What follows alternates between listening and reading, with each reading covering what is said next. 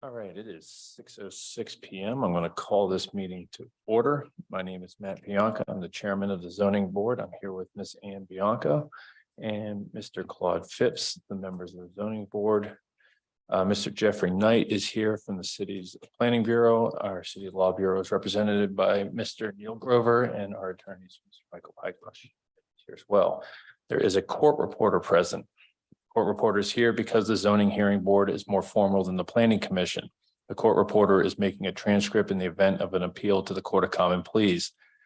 The zoning hearing board is like a court of law. The zoning hearing board decisions must be based on facts and law, not the popularity or unpopularity of the project or what seems to the board to be a good or bad project. In other words, the applicant must meet a legal burden of proof that proves the elements of a variance or special exception. The law is the city's zoning code and the Pennsylvania Municipalities Planning Code. To the audience members that are here and reside or own property close to the subject property and has something legally relevant to say, you will have an opportunity to speak. You must speak one at a time and you must not interrupt the testimony that's being transcribed by the court reporter. Do we have any cases to continue? We do not. Then I'm going to go out of order. We're going to start with 2551. This is a variance application for 1400 Sycamore Street. If the solicitor would please read in the record the documents that are in the city's file. Mr. Chairman, what I have to mark as exhibits are Exhibit B1, Board 1 is the proof of publication, the time and place and the particular nature of this application was published in a Patriot News, which is a newspaper of general circulation for the city of Harrisburg. It was published on 4/2/2023 and April 9, 2023. Exhibit B2 is a letter dated April 10th, 2023. Sent from the planning director, Jeffrey Knight, to the applicant, notifying the applicant of the time and place of the hearing. Exhibit B3 is the hearing notice that was posted upon the property in question, and that was accomplished on March 30th, 2023. Exhibit B4 is the application's notification letters and proof of mailing.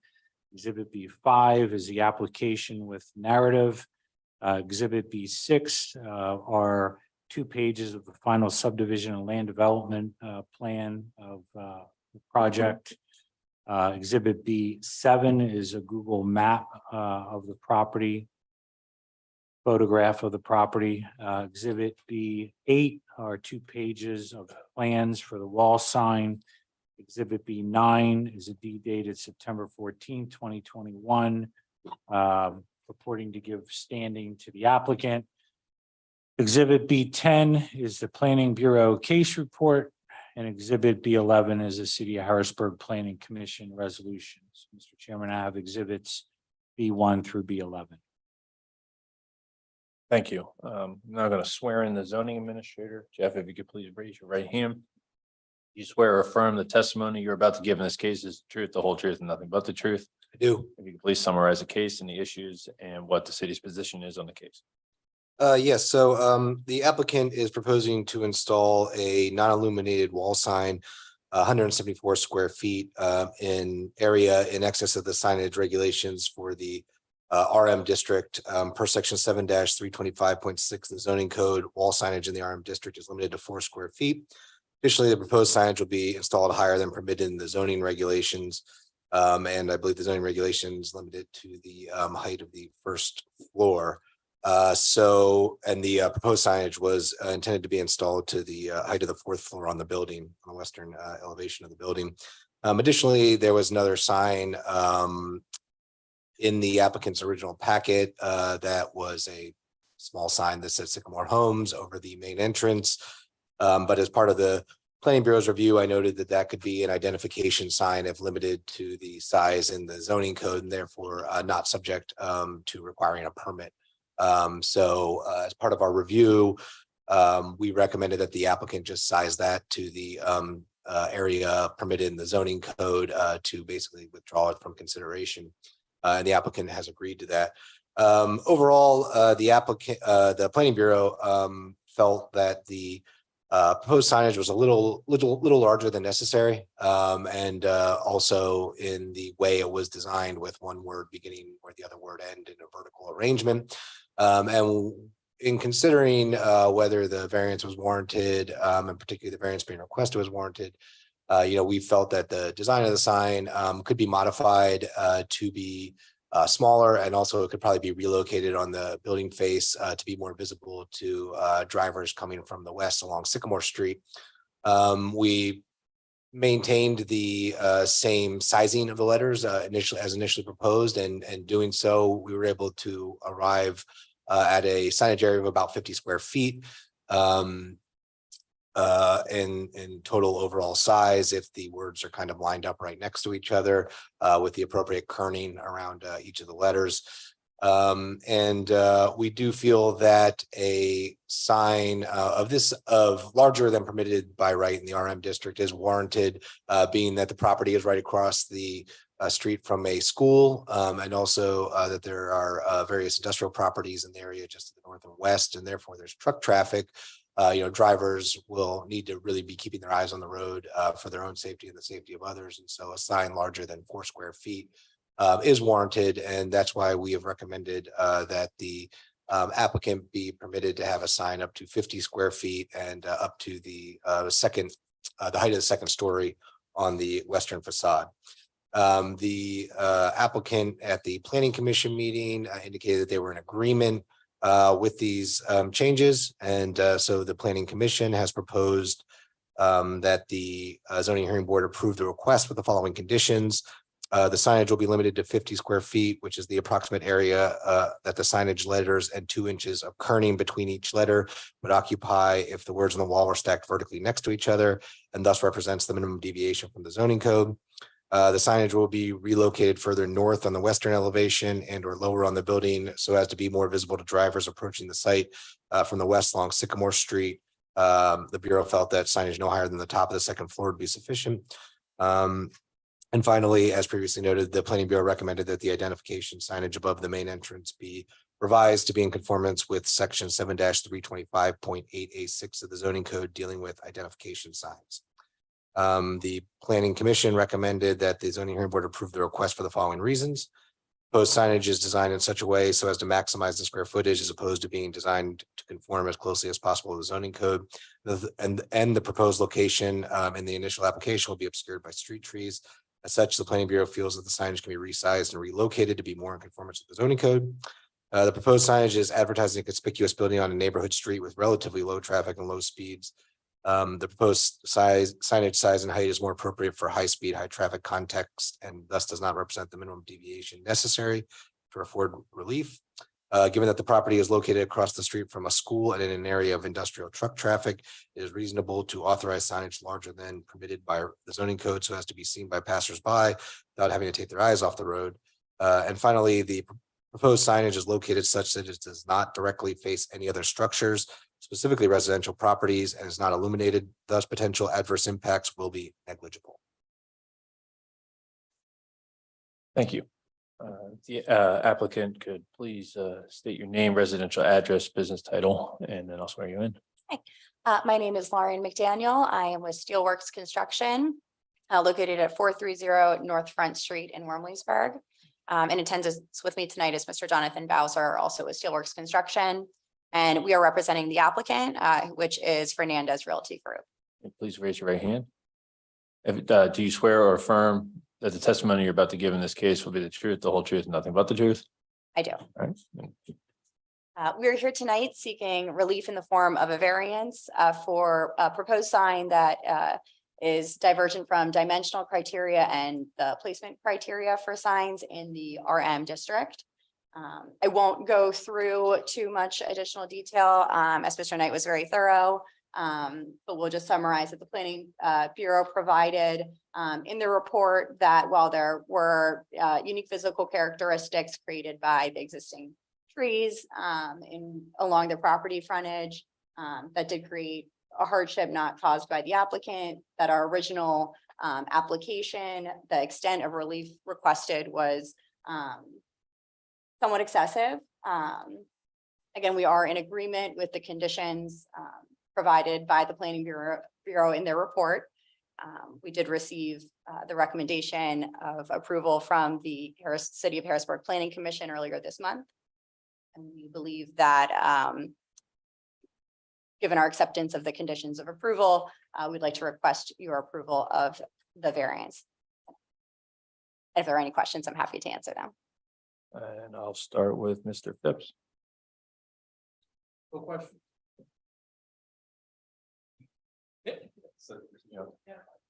I don't have any questions either. Mike, any questions? No, Ms. McDaniel, the narrative that you submitted with the application, do you adopt those contents as your testimony here today? Yes. I don't have any. Is there anyone from the audience here to speak on this? Seeing none, I'm going to make a motion to approve with the conditions set forth in the Planning Committee's resolution for approval. Do I have a second? Seconded by Ms. Bianca. All in favor? Aye. Motion approved. Thank you very much. I'm going to call up number 2545, the special exception application for 2709 and 2717 North Front Street. And I am going to recuse myself from this one. My family has property within the area. That's going to leave two of them. Mr. Hobbs is here. I want to let them know about the.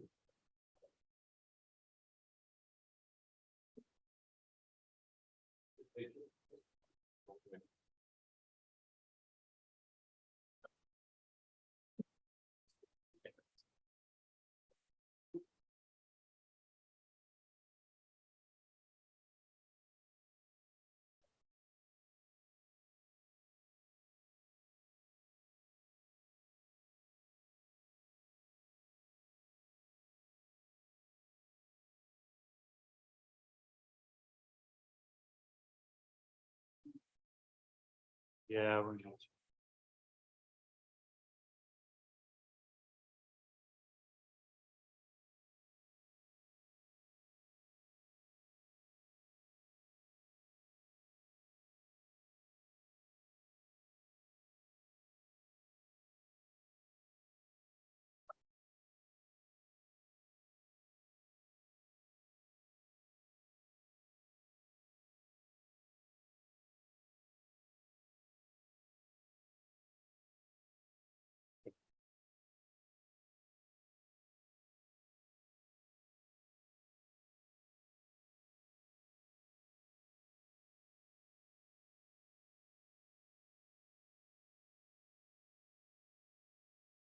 Good evening.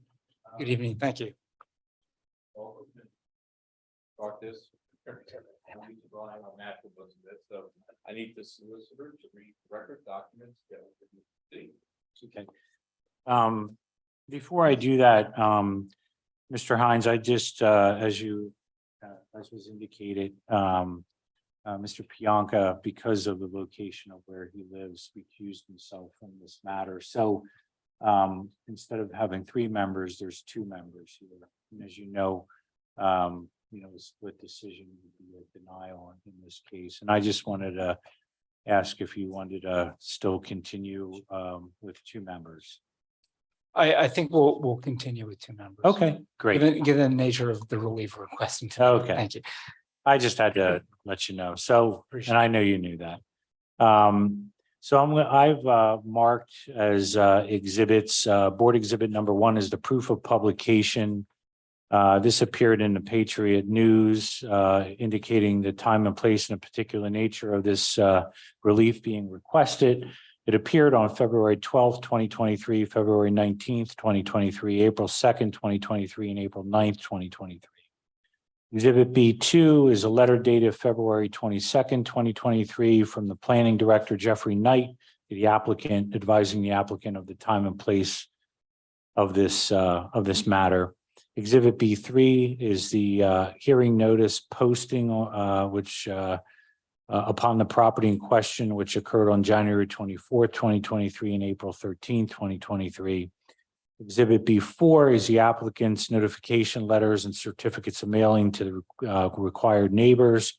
Exhibit B5 is the application and attached narrative. Exhibit B6 are site photographs. Exhibit B7 are plans from Edward Black and Associates Limited. Exhibit B8 are deeds that were provided for the purposes of establishing standing. Exhibit B9 is the Planning Bureau case report. Exhibit B10 is a City of Harrisburg Planning Commission resolution dated February 1st, 2023. And board exhibit number 11 are written continuance requests from council for the applicant. So I have as exhibits B1 through B11. Thank you. We're back in again tonight, but Yes, so the request before the board tonight is a special exception. And it's related to the establishment of a multifamily dwelling across the two properties, which will be combined as part of a lot consolidation and land development plan. The applicant is proposing to demolish the existing office buildings on the two adjacent properties, combine the lots into a single parcel, and construct a 21-unit multifamily dwelling with associated site improvements. Per section 7-305.7 of the zoning code, the proposed use requires the approval of a special exception application from the zoning hearing board. And so the existing buildings are both two commercial properties, they were built, I think, around the 1960s, and they're somewhat in some deterioration and disrepair.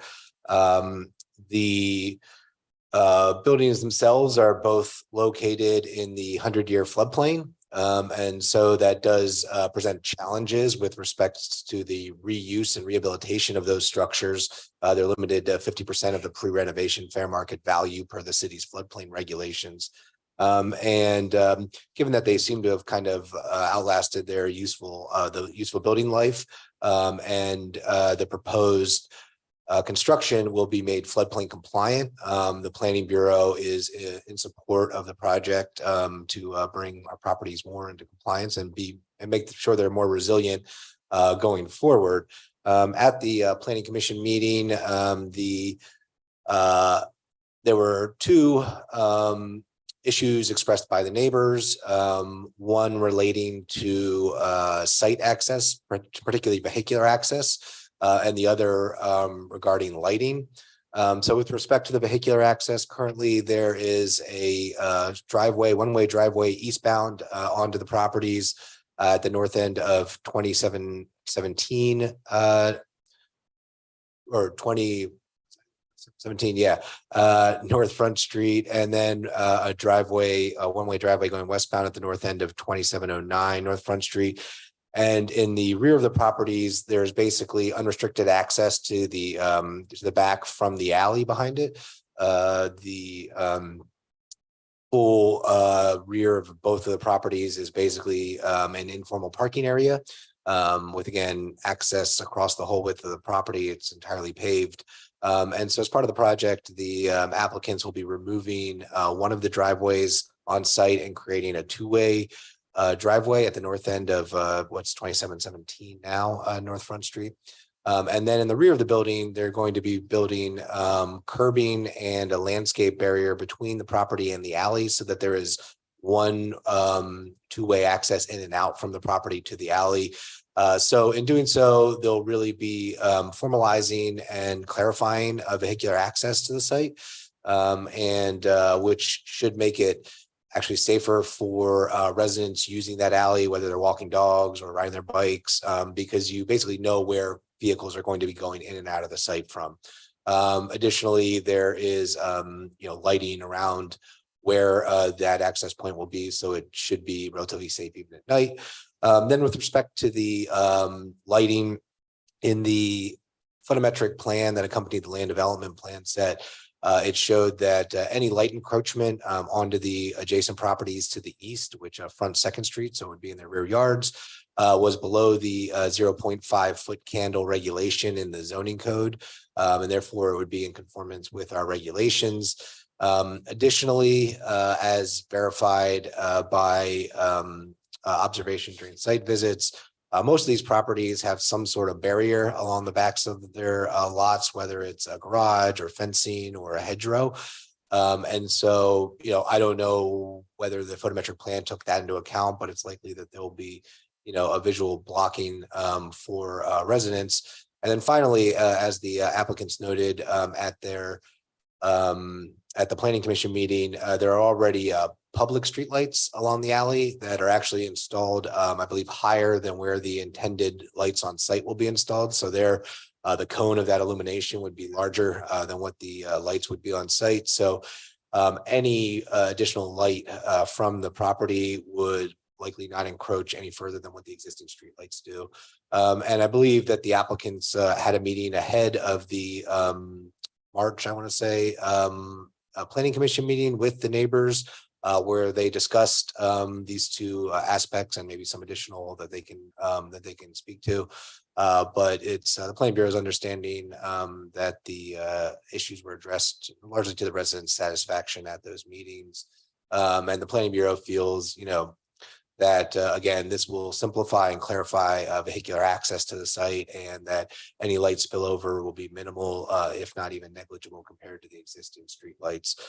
So with that all being said, the Planning Commission recommends that the Zoning Hearing Board approve the request with the following conditions. If granted zoning approval to move forward with the project as proposed, the applicant will file a lot consolidation and land development plan application for the proposal and receive approval from City Council.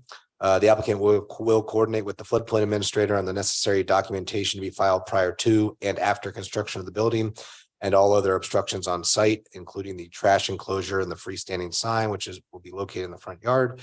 And I believe the applicants have indicated that signage would be in conformance with the zoning regulations for signage in the Riverfront District.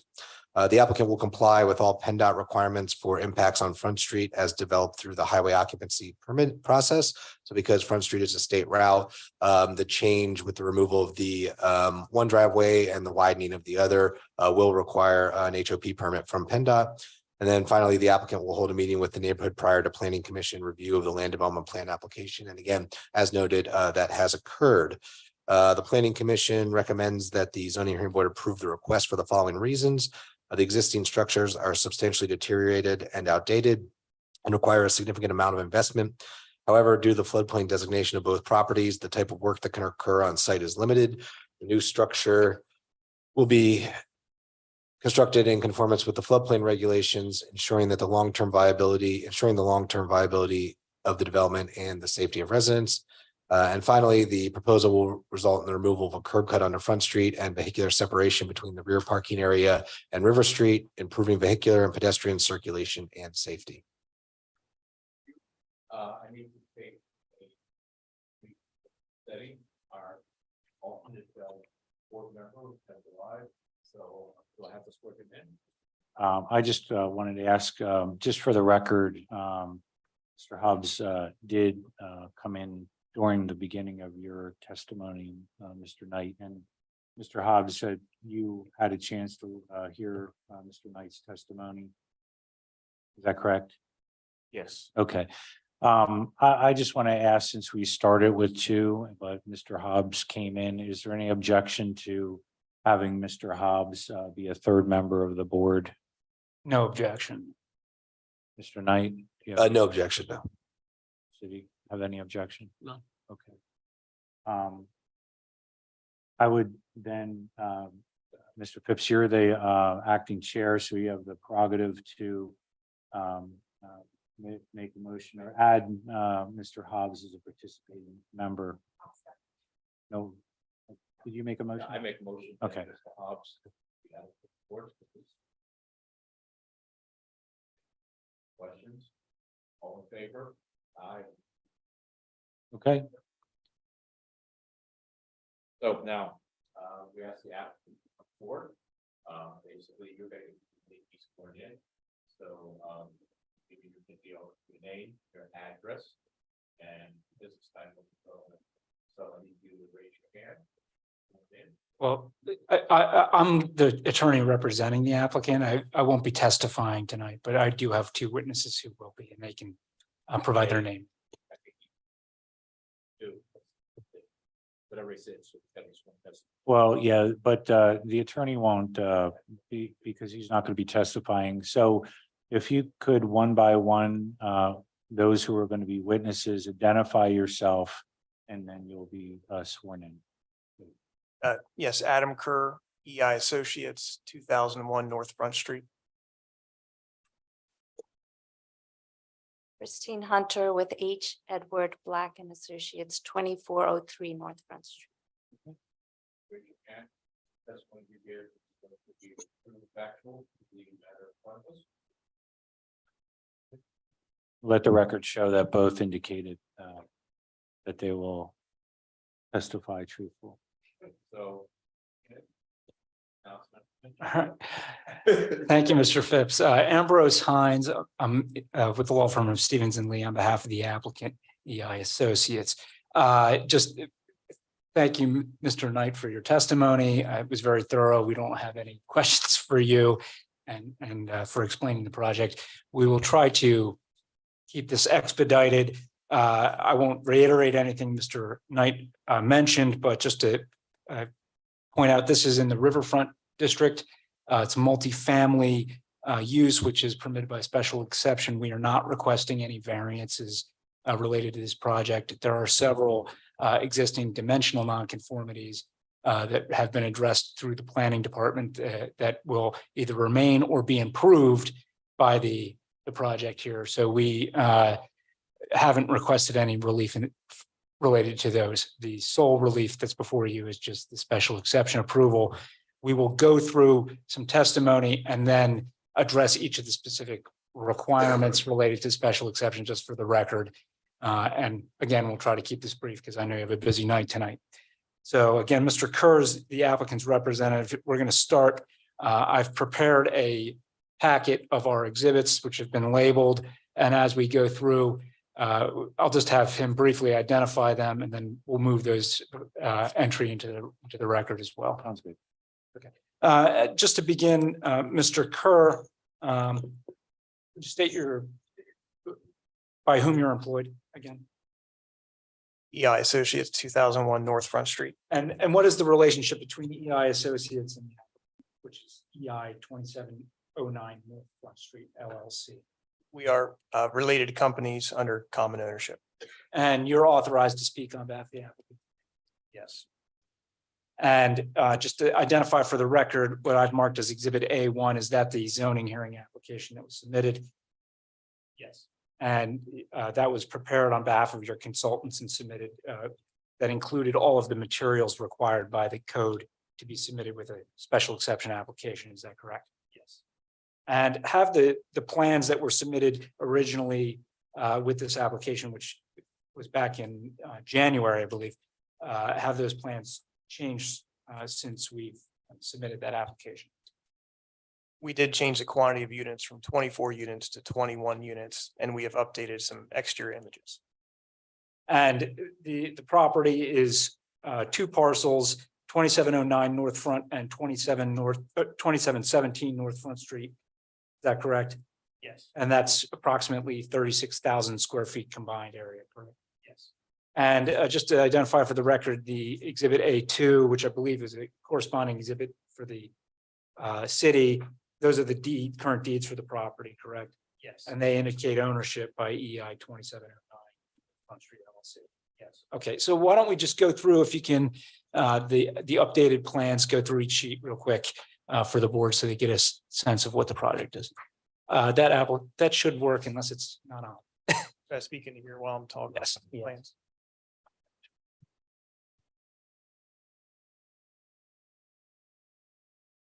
Okay, so as mentioned, we are proposing a 4-story structure. You can see with this 3D view here, the top 3 floors are all residential units. And the bottom floor is a common area with a covered parking portion underneath of the building. This is a view looking from North Front Street back towards the building. You can see we're showing some level of signage there. And as was mentioned, on the north side of the site is where we are proposing to have the entrance, thereby eliminating the drive aisle to the southern end of the site. Just for the record, you were referring to Exhibit A3 in your packet. Correct. Sorry. Thank you, Mr. Pike. These are the same exhibits that are in A3, correct, Adam? Yes. This is another view looking from River Alley towards the rear of the building, showing the entry for residents as well as the number of residential stories above that initial level there. In the previous image, you probably noticed there's a lot of glass looking across the river on North Front Street. We have scaled back the glass considerably here along River Alley. So you'll see that in the images.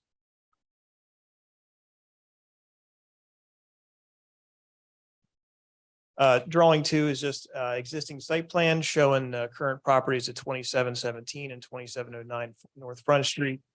The two office buildings that were referenced earlier with the parking areas in current configuration. And just Adam, on that drawing, the parking currently, as Mr. Knight mentioned, to the rear of the existing buildings is unrestricted access to the alley. Is that correct? It is, and we have some photos that further to show that.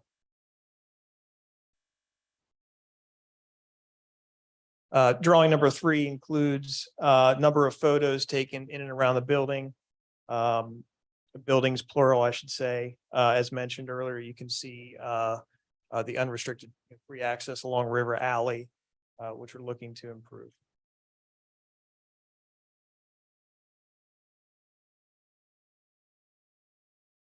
Drawing number 4 shows that after demolition of the buildings, the available buildable area, which is about 21,600 square feet, about plus or minus half an acre, that is buildable for footprint within the setbacks.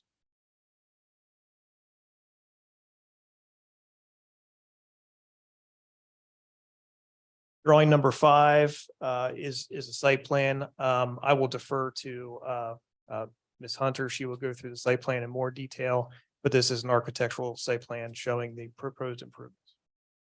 And how many parking spaces are being proposed on this? We are showing 44 parking spaces.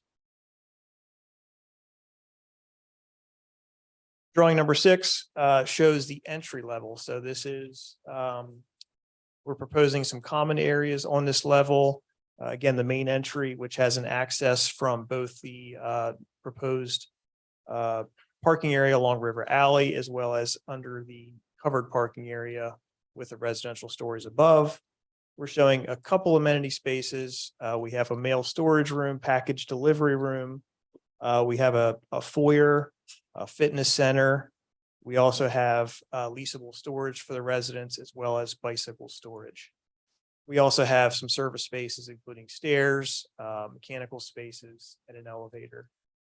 All spaces, with the exception of the storage spaces, which is only the bicycle storage, and obviously the stairs that come down to grade, are below that that flood elevation. All other spaces are up above that, the base flood elevation plus the freeboard elevation, including the mechanical spaces.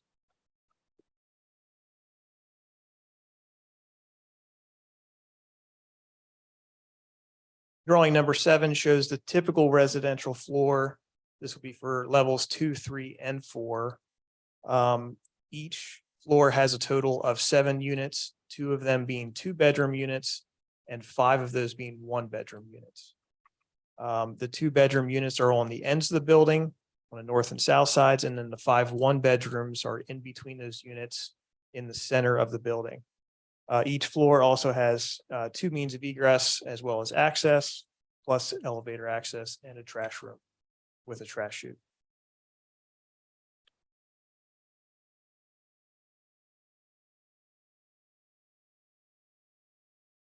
Drawing number 8 shows the roof patio.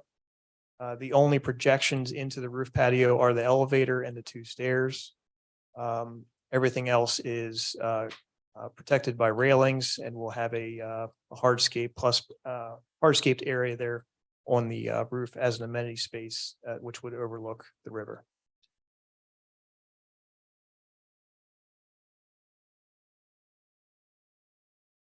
Drawing number 9 are two-dimensional elevations of the proposed building. We are proposing a mixture of some brick masonry as well as some metal siding. And as mentioned earlier, we will have a fair amount of glass along North Front Street overlooking the river.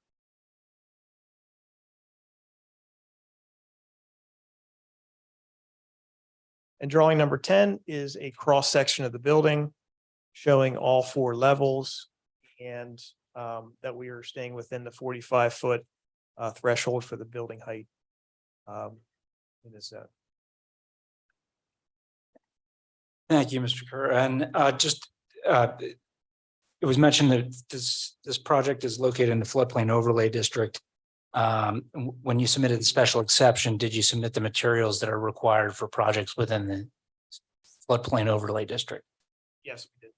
And does that information indicate the project will be constructed and maintained in a manner that fully protects the health, safety, and welfare of the public? Yes, it does. And would the structure be able to survive inundation of waters at the base flood without any lateral movement or damage to either the structure or any of its equipment below the base flood elevation? Yes, it will be designed to do so. And the lowest flood elevation, the lowest floor is elevated at least 1.5 feet above the base flood elevation. Is that correct? That is correct. And will there be flood contingency plans to deal with residents in the event of a flood that inundates the property? Yes, the owner will have and develop a contingency plan in the event of a flood. And Mr. Knight mentioned that there had been a proposed condition from the Planning Commission when they met back in February that required you to meet with the residents of the neighborhood. And did that meeting occur? It did. And as a result of that meeting, were there any feedback that you addressed further? Yes, we addressed lighting concerns in the meeting and answered questions, as well as vehicular access to and from the site, both from North Front Street and River Alley. And the next steps would be, this project has been submitted for land development and lot consolidation. Is that correct? Yes. And have you received a favorable recommendation from Planning Commission related to the land development? Yes, we have. The next step would be to go to City Council for approval of that plan. Is that your understanding? Yes. That's all the questions I have, Mr. Kerr, and the board has any questions. Yes, Ms. Hunter will testify.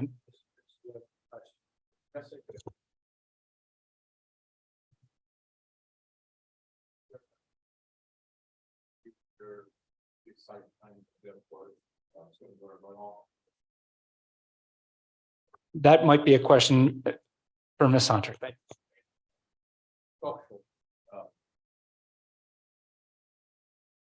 It will be, yes. All the way up to the patio. Correct. We have elevator access from the lowest level up to the roof level. Another question that raised about River Alley right now is proposed two-way, but one comment is that it's very narrow.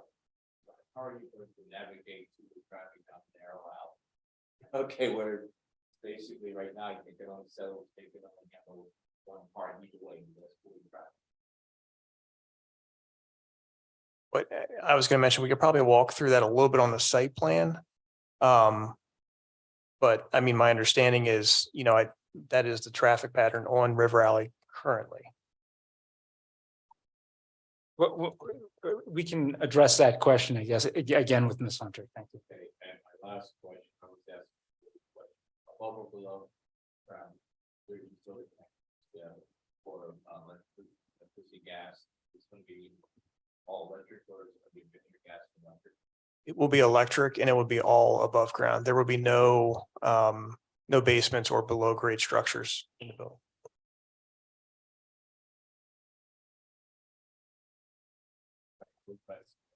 price point. Oh, we see this, because again, this building seems to be, scaled for operated.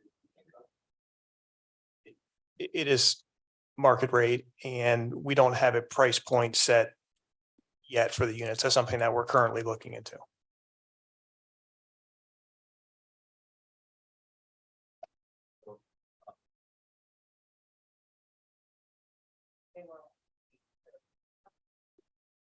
Okay. And Mr. Hobbs? Yes, I also had two, I think, of the questions you had. One definitely about the access, so I'll wait for that. But I just wanted to see, can you expound a little bit on what was mentioned about some of the feedback from the community? I think one about lighting, and I think there was a second one. Can you just expound on exactly what the issue, what the concern was, and how you're incorporating resolution in your plan? Yeah, so the two issues that came up, well, they were first raised in the first planning commission meeting and then secondarily in the follow-up community meeting. One was lighting. I think the community members preferred not to have a lot of spillover from the site. So we walked them through the design, the lighting levels, and how that would be minimal impact even into River Alley, let alone onto their properties. And secondly, I think the access off of River Alley was more about the preference that as much traffic as we can direct towards North Front Street, that was the preference, as well as the potential to add some safety security measures. So we'll walk through an improvement we made to the site plan to address that concern. Sounds good. Thank you. Front Street, I think the speed limit is there about 45 miles an hour. Okay, and I was thinking about coming down Front Street, turning into your building. Safety concerns there. Since that's a state highway, it's not really. Not 35? We're gonna flag those speeders when it goes down. Okay, that's good. Okay, then I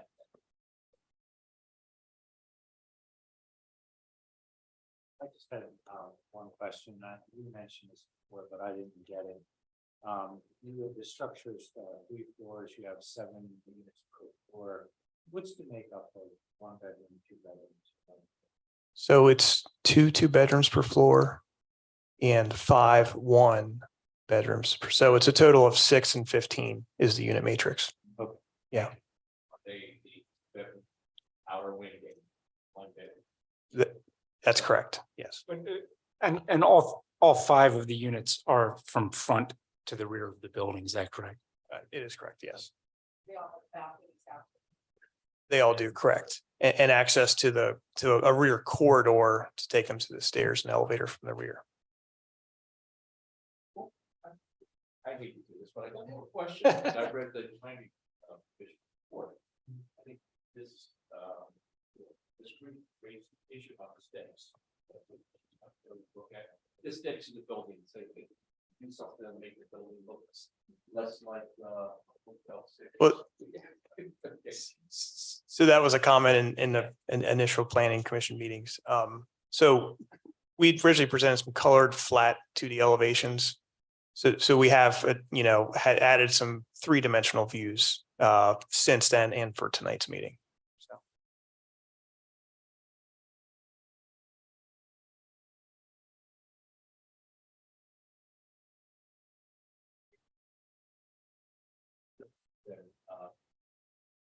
Audience. Yeah. The first step up to the microphone.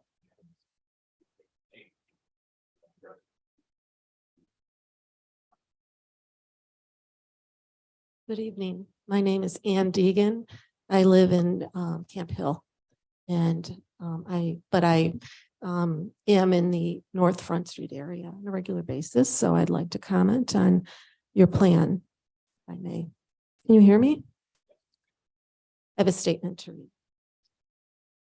The redevelopment plan request of the 2709 and 2717 North Front Street parcels asserts that neither building contributes to the historic character of the streetscape. Indeed, this is particularly true of the 2709 building and land. Yet even with this new plan, the historic character of the property has not been fully addressed, nor has remediation been considered. The building has an odious past, and the ground of the building is soiled. Not soiled in the typical way that requires environmental remediation. It's tainted by what took place there and today remains. For decades, this building housed an operation that performed an estimated 10 to 30 abortions weekly, translating into a minimum of 20,000 deaths of babies, one known death of a mother, and the physical and emotional wounding of countless others, all on 1/3 acre of land. For this reason, at this late hour, I oppose the current plan of redevelopment and the special exception application of 2709 North Front Street. At an absolute minimum, however, I offer a plea for a full cleansing and consecration of this land before any of its earth is disturbed. And I further request that in some way the lives of the innocents and the wounded be permanently remembered on this site. I don't have a very long statement, and it's very specific, so I'll finish. Thank you. I know, and I am. Thank you. Inspiration for this can be taken from the Pennsylvania DUI Association Memorial Garden just down the road. That garden, of course, was designed by the current site plan designers, Edward Black and Associates, who can certainly offer suggestion on how an appropriate and discreet memorial could be accomplished. The blood of tens of thousands of lives lost at the Hillcrest Abortion Center, its operation, cry out from this soil. Virgil wrote, "No day shall erase you from the memory of time." These ancient words are memorialized in the New York City 9/11 Museum, and they apply here too. If this site is redeveloped as planned, the world may not remember what previously happened here. But this loss of so many lives and the heartbreak cannot be erased by simply downing, clearing, redesigning, and rebuilding, nor should it. This soil requires 3 things: spiritual cleansing, consecration, and remembrance. While it may not be realistic to suggest that redevelopment of this site not proceed, it's not unrealistic to expect that cleansing, consecration, and remembrance be accomplished here. By remembering what took place, we honor the dead in a tangible and respectful way and offer hope and a pledge for the future. A pledge that what happened at 2709 North Front Street will not be forgotten or repeated, and a hope that the healing of the brokenhearted can ultimately be achieved. Thank you for allowing me to make this statement.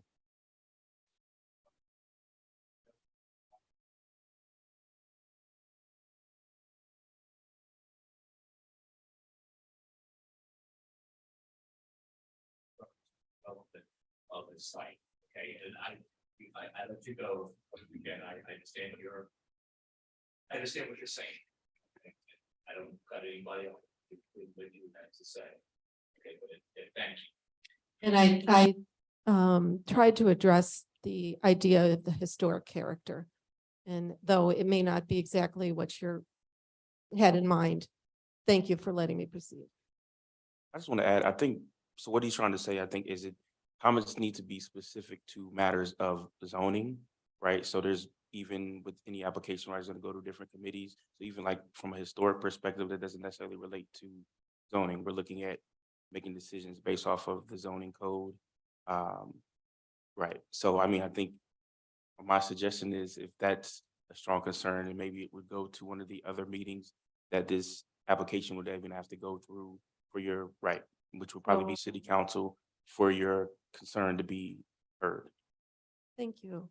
And I guess as well, I just, I direct this to the developers themselves to take into consideration.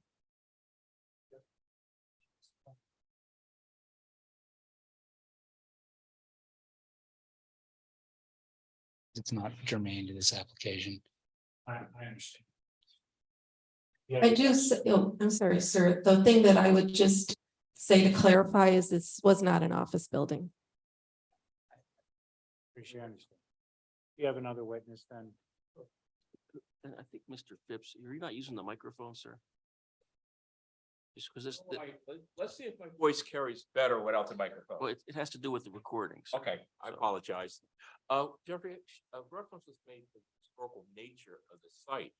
I don't remember this being in any historical Harrisburg literature or. is it- I believe these speakers, well, history in a different sense than historical buildings in terms Okay, of, thank as defined in Pennsylvania law. Thank you.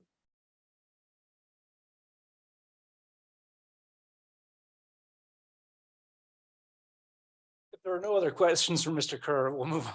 We'll move on to Ms.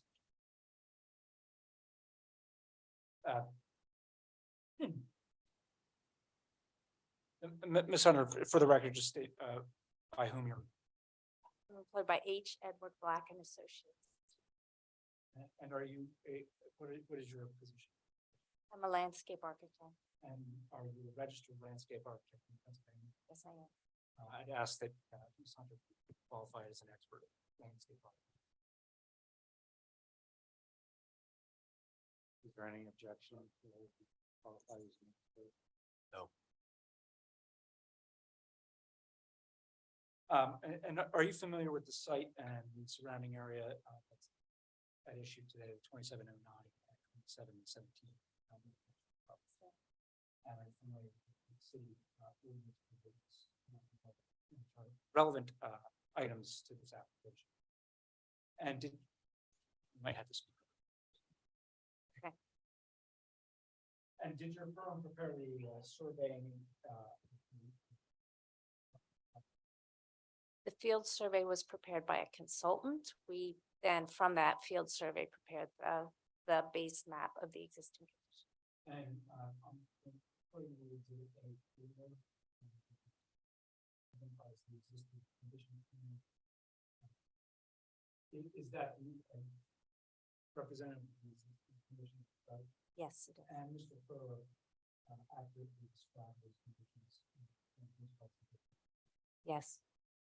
Just to discuss a little bit on the rear parking access. Correct, currently, right now, the entirety of the rear parking abuts directly on River Alley. Yes. And is River Alley a two-way traffic pattern? Yes. And that's regulated by the city as being allowed as two-way traffic.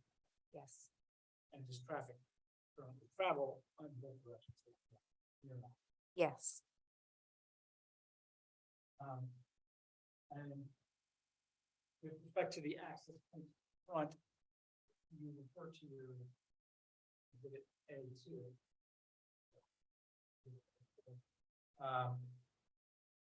That both accesses to Front Street, they're one-way accesses, is that? The northern access driveway is currently one way, and the southern access driveway to Front Street is two-way. And But that's my understanding.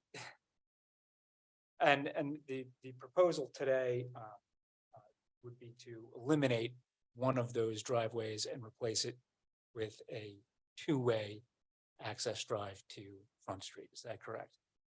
And I'm going to just direct you now to the exhibit A6, which is the site rendering, if you want to just open that up. Yes. And is that a site rendering of the proposed building and site improvements? Yes.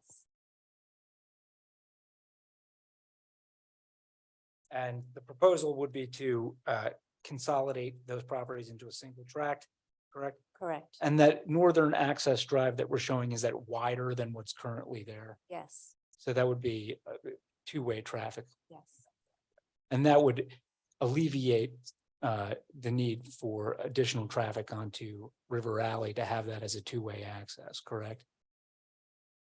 Or some of the access to the River Alley, you're not gonna have as much if you have two-way access Correct. onto Front Street. correct, because we have two access points to the site, so that would give vehicles two places to exit and enter and exit the site. And the but there will be pedestrian access provided as part of this project to Yes. Front Street. There's a sidewalk on the southern end of the site, from the parking area to the existing sidewalk.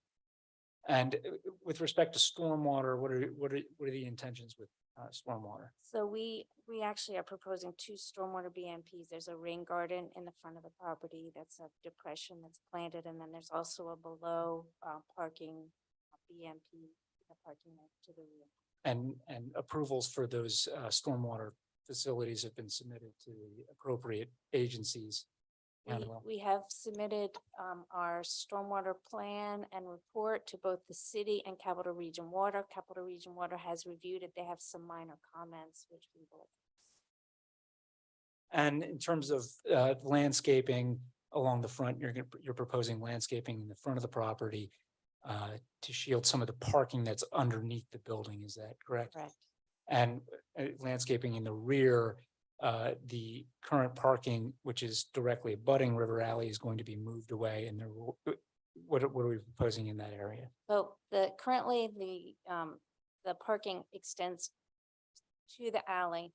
So cars can freely go, just from any point of the site into the alley. We are introducing a landscape strip with some shrubs, which will help shield the lights of cars in the parking from the alley, and will also, access to the alley is restricted to a driveway location. And that driveway is at the north east corner of the property, correct? Correct. And as a single point of access to River Alley, what other changes have you made to that at the suggestion of the residents in order to address some of their concerns with respect to access onto the alley? Right. So the other thing that we did, we introduced a speed bump at the access onto the alley, which will just ensure that cars actually come to a full stop and don't drift into the alley. And was that one of the concerns that the residents had about vehicles coming out of the parking lot? Yes, this was a change that was made in response to our discussion with the neighbors. And just a couple other points, the dumpster location for the project, where will that be? So the dumpster is in the southern end of the property, the southeastern corner of the property with access to the alley. It will have the required screening for code. And I'm just going to direct your attention back to Exhibit A5 real quickly. That is it's not a rendered plan, it's the actual site plan for the site development that was submitted as part of your land development application. Is that No, General- it's the plan, and the information reflects our land development plan, but the title block, it reflects the land development plan submission, but it's not in exactly the same format of a Okay. plan that's. Right. Okay, thank you. That's my fault. It's a site, but that is the site plan with the zoning data details, correct? Correct. And that demonstrates that the plan is going to be compliant with all of the other zoning criteria related to this project. Correct. Okay. And so the only request here tonight is for a special exception. And are you familiar with section 309.2V, which permits multifamily dwellings in the riverfront district? Yes. And those standards that are in that section really relate to conversion of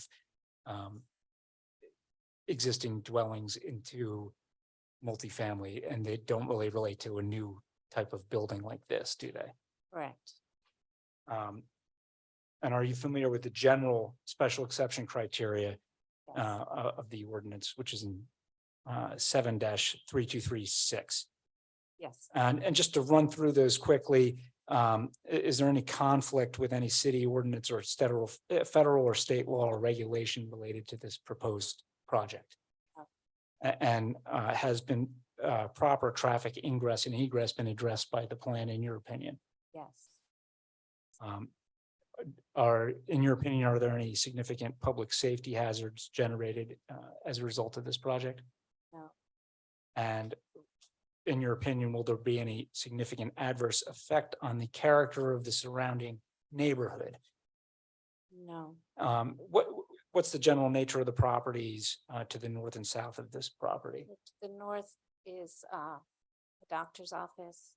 To the south is office. Office building.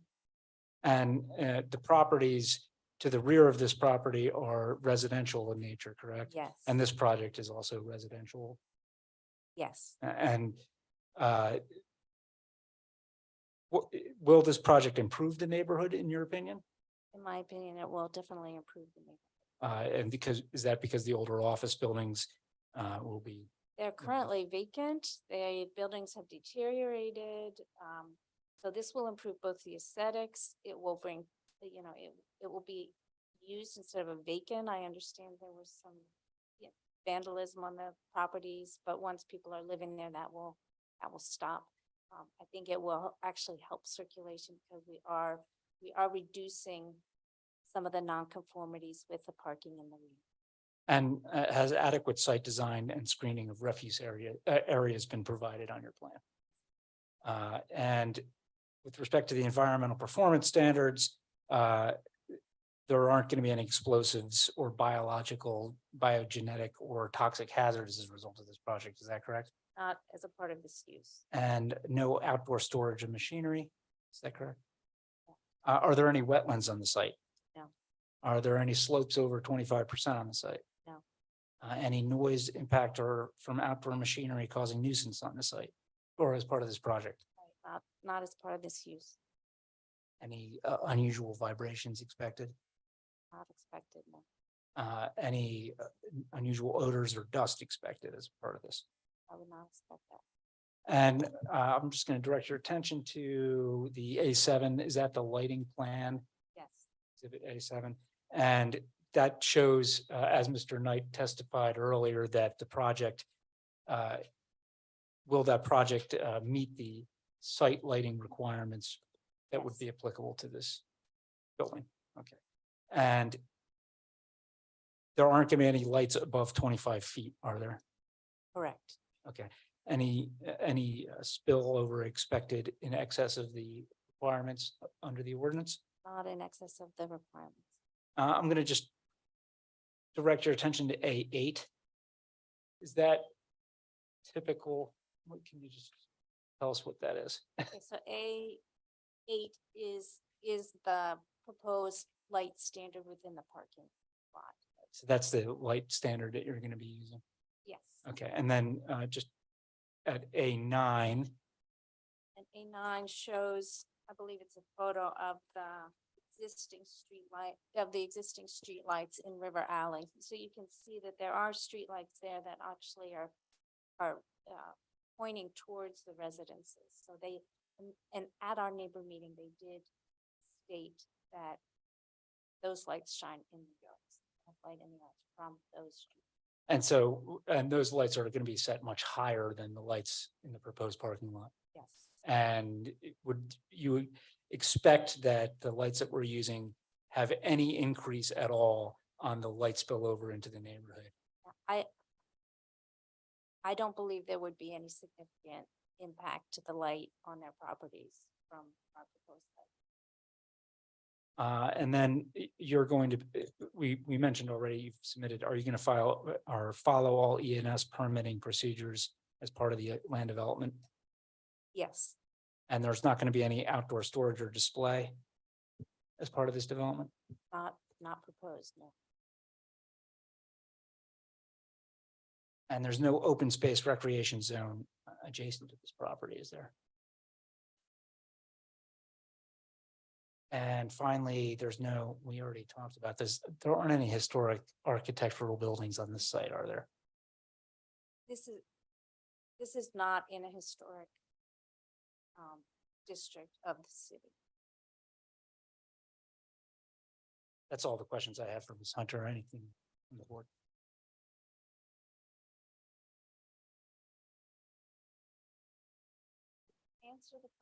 Did we answer the questions that you had previously? I know one of them was about Capital Region Water. They have reviewed our plans. As I said, they have several comments, which we will address.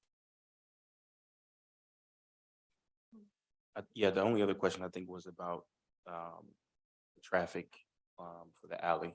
Yeah, that was, yeah, you did address. And that it is existing two-way traffic. We are not changing the traffic patterns on the alley. Two ways, but it's not simultaneous. One comes down and the other one waits till it goes, till they enter or leave the building, the other car can flow down. Okay.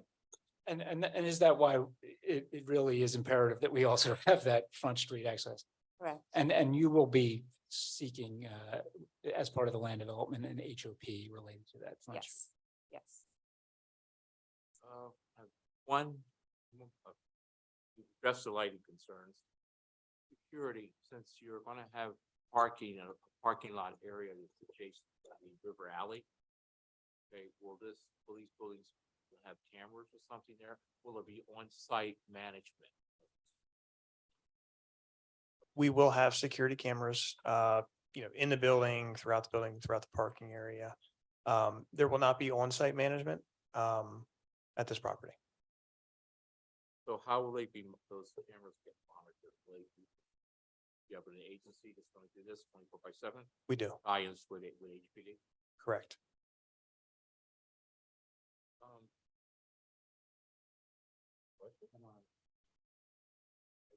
Thank you. Audience? Oh, Mr. Hobbs? That's for the parking area in the rear of the building. What is the distance between each row of parking? So they are standard parking dimensions. I didn't actually put our site plan up there, but you have it in front of you. The parking spaces are 9 by 18 feet and the drive aisle in our parking lot is 24 feet wide. That's standard dimensions as required by the zoning ordinance. Okay, thank you. Any input from the audience? Step up and speak. Well, thank you for your presentation. With that, I want to take a very quick adjournment to discuss this, or my fellow members are ready to vote, Mr. Hobbs? Okay, so we won't take an adjournment. We'll vote. So I need a motion to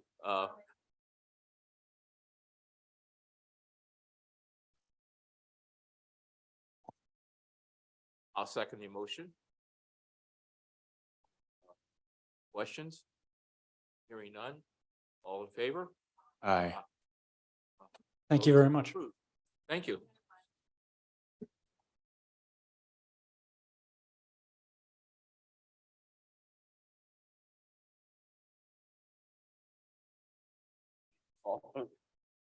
Thank you.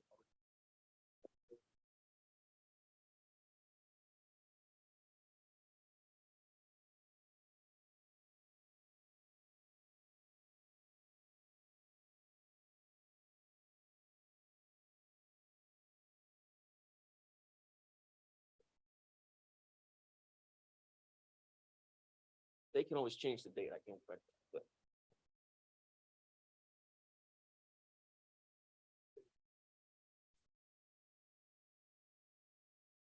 All right.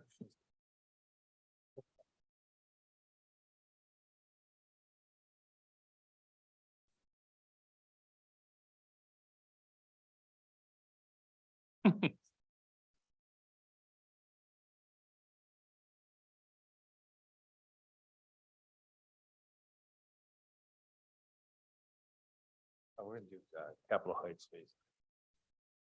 Go back in order.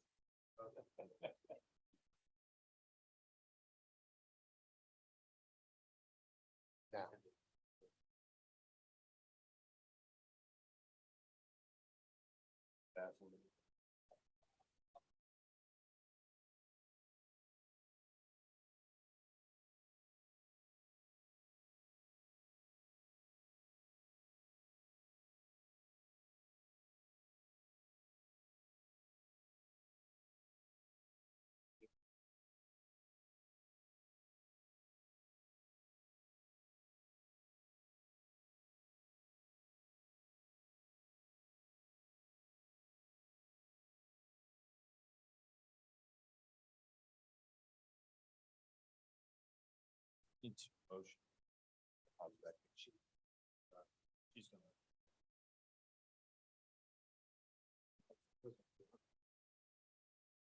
Can I carry Mr. Hobbs forward, or do we need to re-swear him? I would re-swear. Okay. I'm gonna make a motion, Ms. Bianca had to go because of dental work. Going back. I'm going to make a motion to make Mr. Hobbs a voting member for 2533. This is the variance, a special exception application for Capitol Heights Phase 2. Do I have a second? Second by Mr. Phipps, all in favor? Aye. Aye, welcome aboard. And with that, we're gonna do 2533. And can the solicitor read into the record the documents that are in the city's file? Mr. Chairman, I have marked as Board Exhibit number 1, the proof of publication, which appeared in the Patriot News on September 4th, September 11th of 2022, and April 2nd and April 9th of 2023. Exhibit B2 is a letter dated October 12, 2022, from the Deputy Planning Director to the applicant, notifying the applicant of the time and place of the hearing. Exhibit number B3 is the hearing notice, which was posted upon the property in question, which occurred on August 31st, 2022 and April 13, 2023. Exhibit B4 are the applicant's notification letters and certificates of mailing to the required neighbors. Exhibit B5 is the application and the attached narrative dated August 22, 2022. Board exhibit number 6 are 9 photographs of the exterior of the properties. Board exhibit number 7 is a site plan / floor plans of the properties dated July 18, 2022.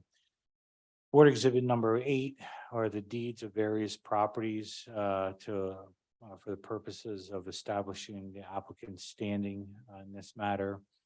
Board exhibit number 9 is a Planning Bureau case report dated September 7, 2022. Board exhibit number 10 is the Planning Bureau project brief.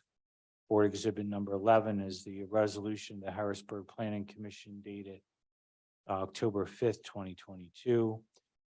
Board exhibit number 12 are preliminary plans dated July 18, 2022. Board exhibit number 13 is the updated narrative. Board exhibit number 14 is updated plans dated December 12th, 2022. Board exhibit 15 are updated the updated Planning Bureau case report dated March 1, 2023.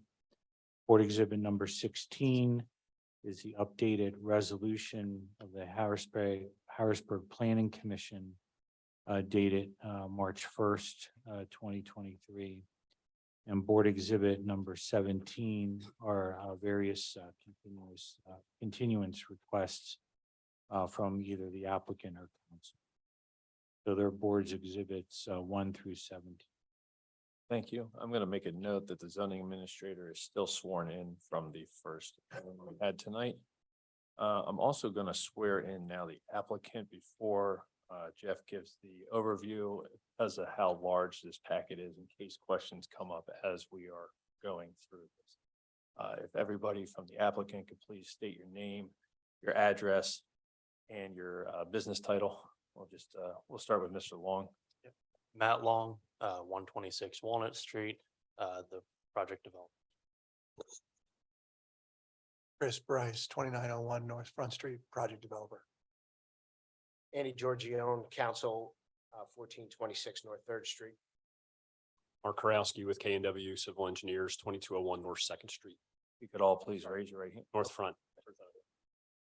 Good. Okay. If you could all please raise your right hands.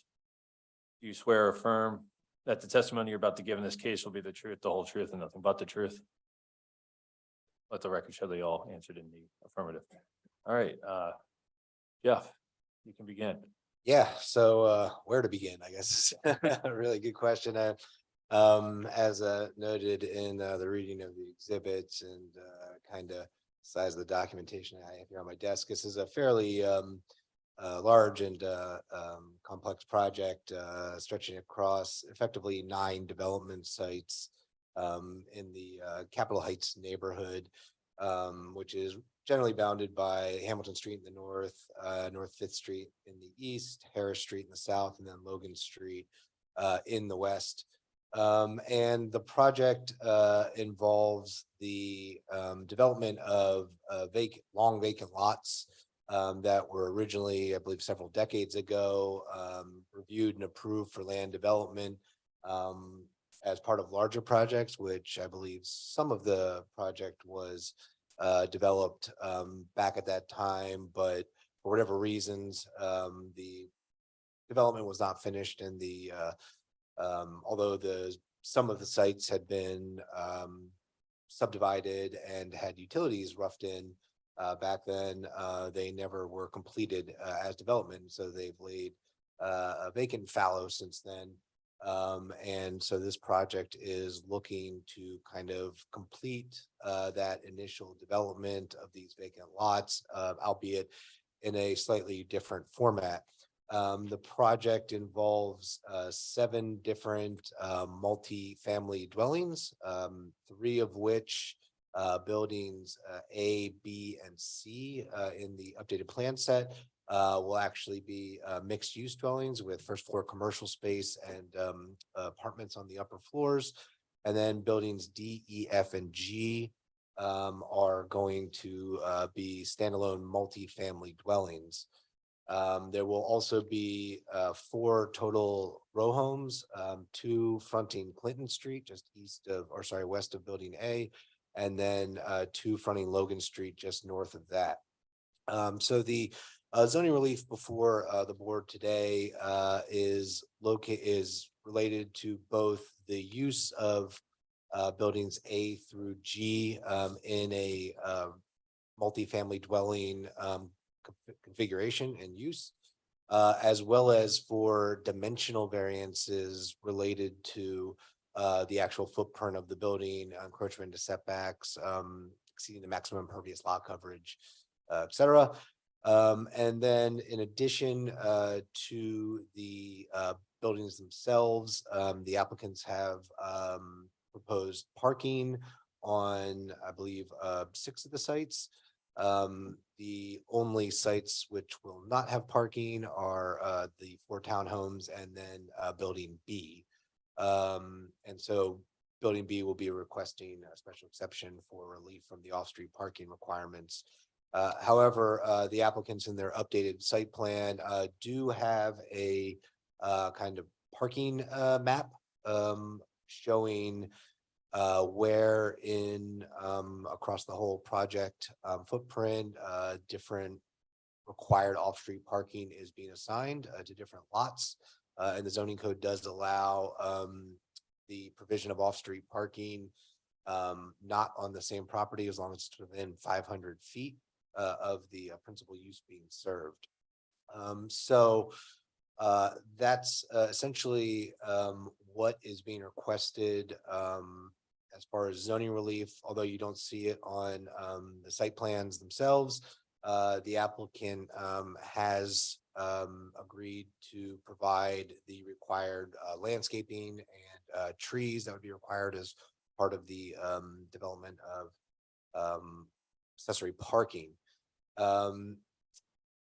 As far as the commercial aspects of buildings A, B, and C, because no specific tenant has been proposed for those spaces, the use is not being covered in this current review.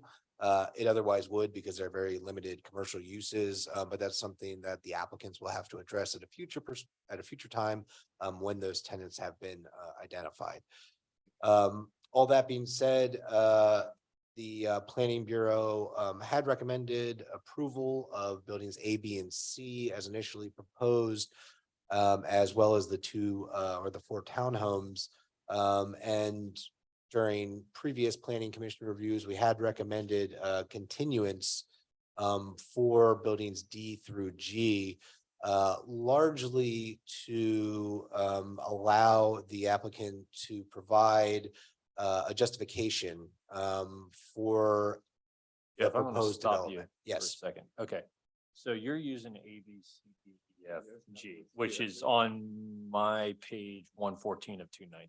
That's, which is the map. Which is it's map. the updated plans from December. Right. Right. There's a map, which is my page 105, which shows buildings 1, 2, 3, 4, 5, 6, 7, 8. Okay. We just A is 2. A is 2, B is 3, that- C is 4, D is 5, E is 6, F is 7, and G is 8. Yep. Yep, got it. Okay. I'm with you, but I'm definitely with you. now. So as noted, we had requested continuance that the applicant was able to provide justification for essentially the development of sites 5, 6, 7, and 8 as multifamily dwellings and not as row homes as the properties have been configured.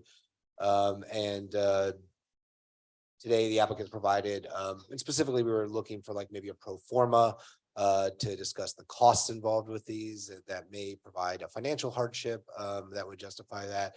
And interestingly, it speaks more to the special exception actually of the multifamily dwelling use than a variance, really. And so the applicant has provided a pro forma as well as some comp properties, and those were forwarded to board members and the zoning hearing board solicitor.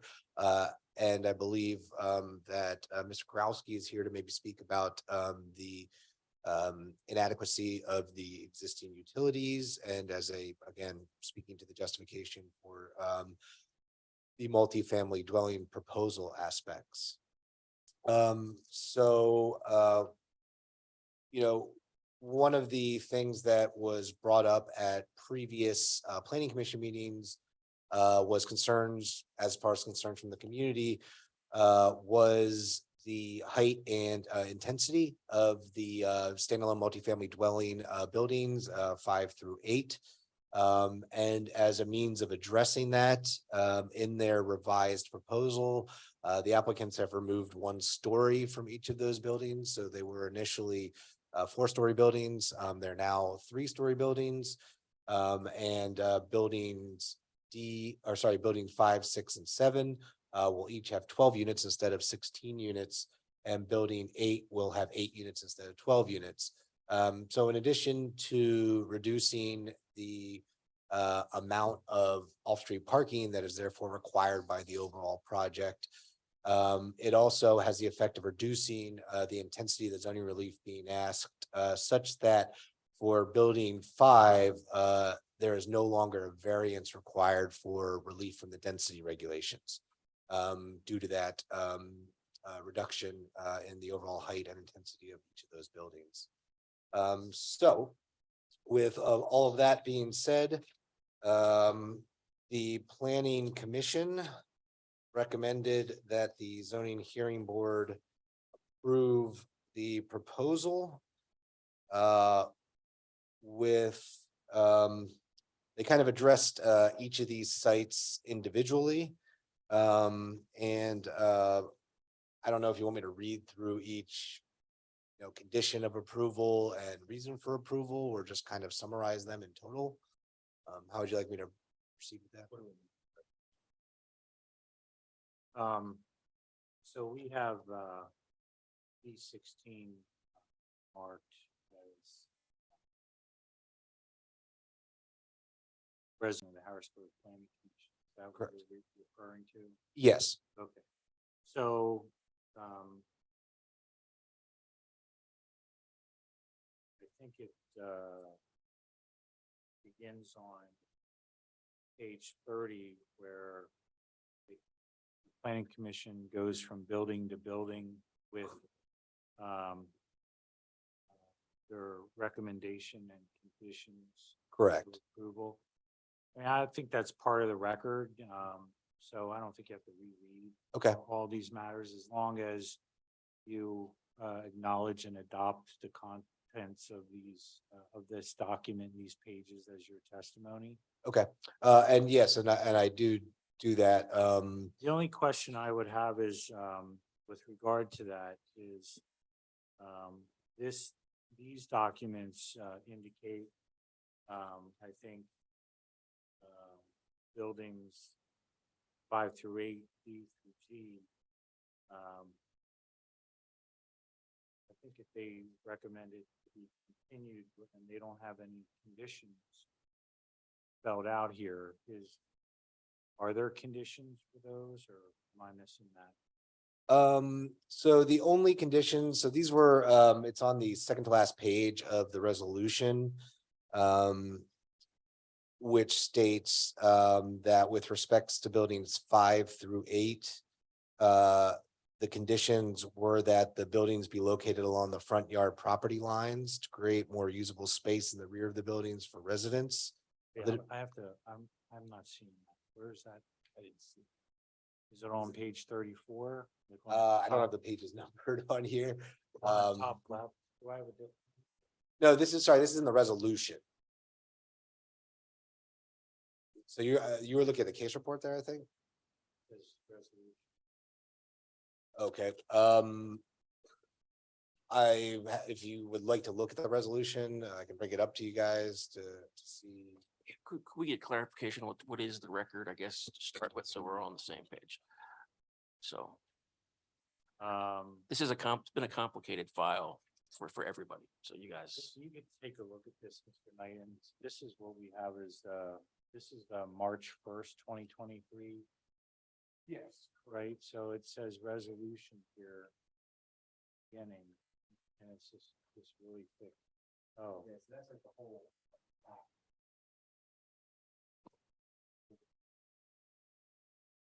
That's.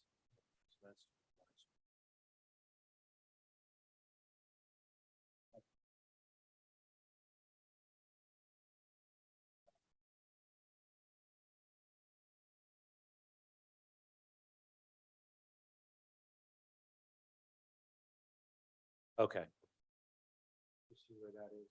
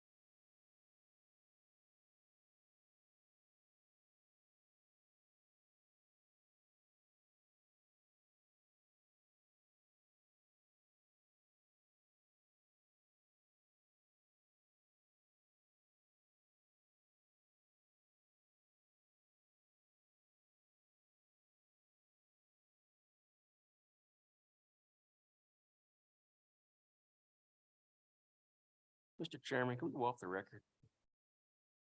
We're gonna take a recess. This is just a sort of organizational for everybody. Do you guys have a proposal in terms of the organization before they're going through this as you're going to present tonight? Just out of curiosity. Yeah.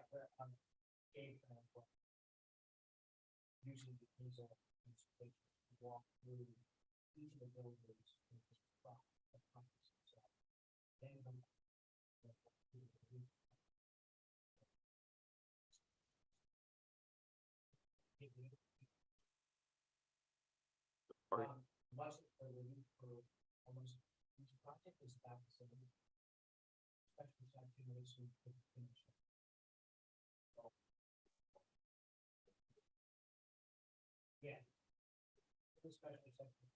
Well, and setbacks, because a lot of the buildings are built to the property line and impervious surface coverage. But largely dimensional and use variances. Are you going to have marked exhibits? I mean, that are going to duplicate some of what's in the record, just for practical purposes? I'll just ask. Yeah, everything's in the record. Okay, so just in case you were doing it over and you had a nice binder to hand out, that would. So.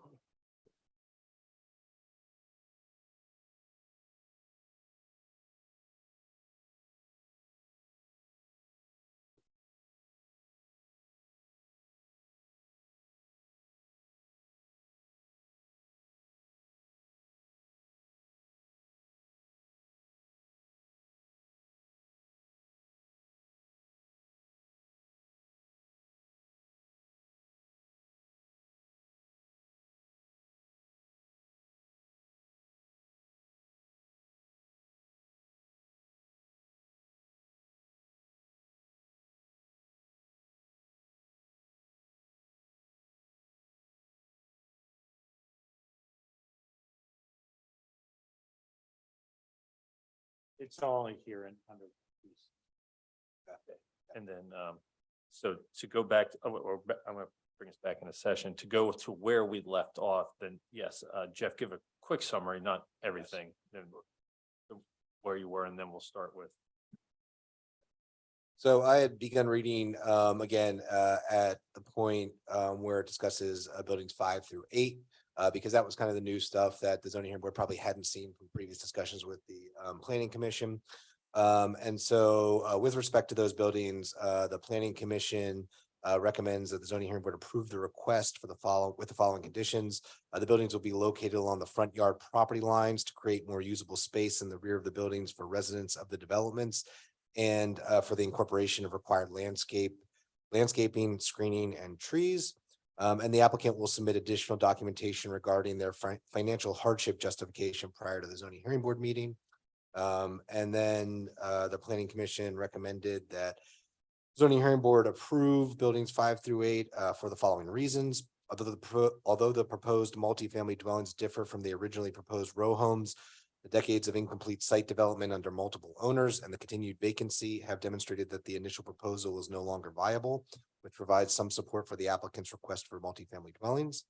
The applicant has reduced the height and density of the proposed buildings in response to community feedback, which reduces the intensity of the zoning relief required, mitigates public concerns over parking, and brings the buildings into conformance with the existing built environment.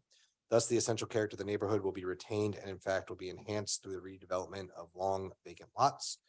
And the proposed project will provide much needed housing units to the community in fairly large 2-bedroom configurations. And finally, the project will develop parcels which have been vacant for decades, replacing a blighting influence on the community with infill housing that activates the surrounding neighborhood and increases the customer base for nearby businesses. And so that's the, really the additional planning commission contribution to the prior reviews that the zoning hearing board would have received regarding this project. Thank you. As I indicated, we're going to proceed with just a walkthrough of the project, and I'm going to have Matt Long do that. Mr. Giorgione, I had a quick question with regards to the resolution that Mr. Knight just went through. Do you have any issues with any of the conditions in that resolution? No. Okay. Our client accepts. Okay.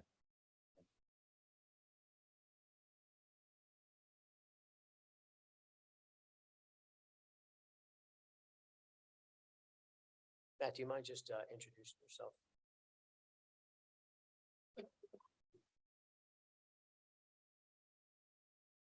How long, for the developer, we'll be going through the site map and then layout of each building.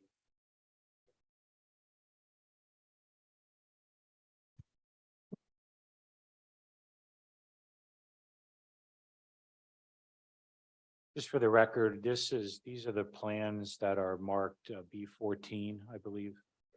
Right, that we have. Okay. As you'll see on. And I'm sorry, just for the record, as you go through the plans, each one of them you have marked as a page number starting with 100 and 101. Could you refer to them as you go through? Yes. Thanks. On LD 100, you'll see a site map outlining each building that we are proposing along with the adjacent parking. The two represented as cluster I and cluster H, just for clarification, those are the townhomes. The blue buildings are the mixed use buildings with the first floor commercial, and then the purple building are the multifamily 3-story buildings. As you'll see, the parking is adjacent to each one within the 500 feet as required.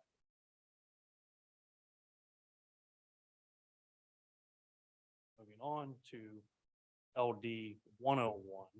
This is a site map to show the first proposed building with the 6 apartments and first floor commercial and the adjacent parking highlighted in the orange. The blue parking spaces you'll see are on the next building, which is about where my hand sits right now, where that building is. There'll be a walkway to the parking.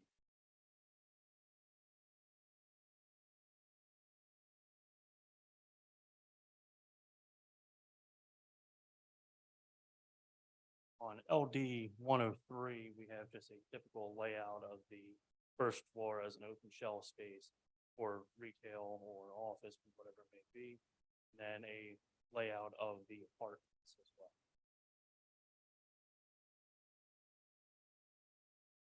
On LD 102, we have an exterior rendering with the brick facade and cornice work to match the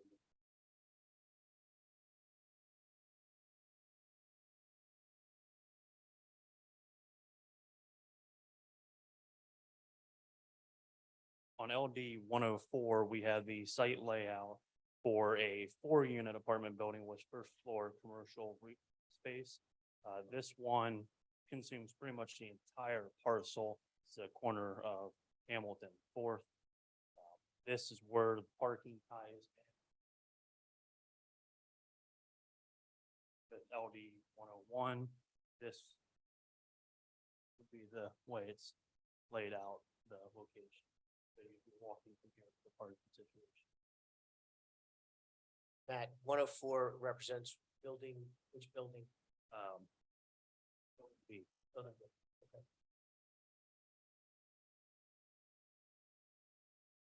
And then again, LD 105 is a exterior rendering of building B, matching the facade exterior of building A and C.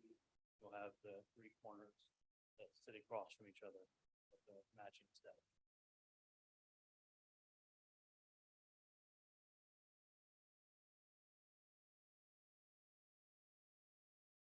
LD 106 represents the floor plan for the typical 2nd and 3rd floor, also the 1st floor commercial layout. These are 2-bedroom, 2-bath units.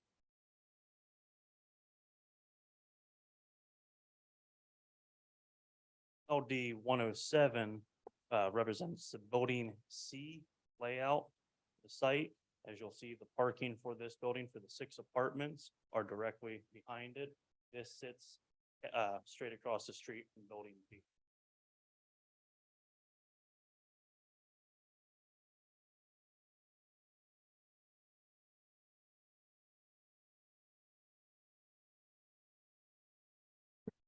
LD 109 has a representation of the layout for the apartments and the 1st floor commercial.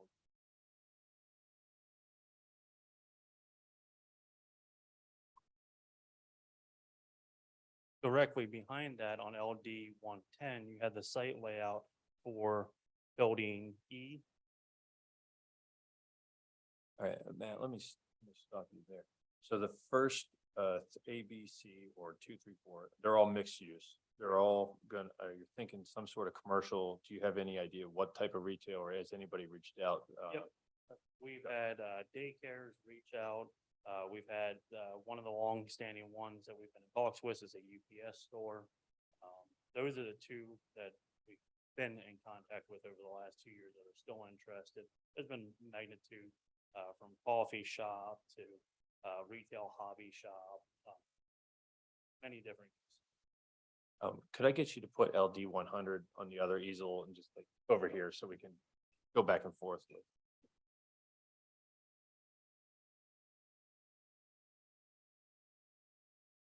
Gives a global.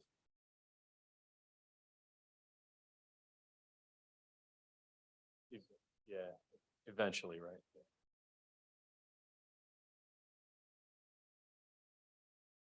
On the building D layout here, you'll see this is a 3-story, 12-unit apartment building. The pink represents the parking that is required for building D. The blue, the lightest blue that you see up here is for that building that sits right here. That's the overflow. The 6 tenant spaces are directly behind the building. The overflow sit behind it. If the building C, same thing, the overflow parking requirement is here. You have one for each tenant at the design space. It's the overflow parking that carries on to a separate parcel. Same thing represented with retail. It's the overflow requirement.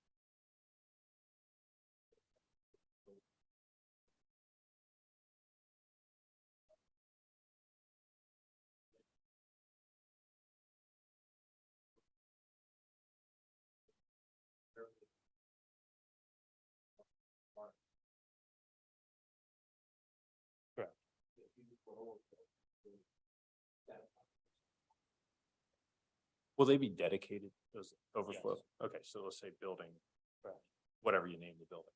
Yes. Okay.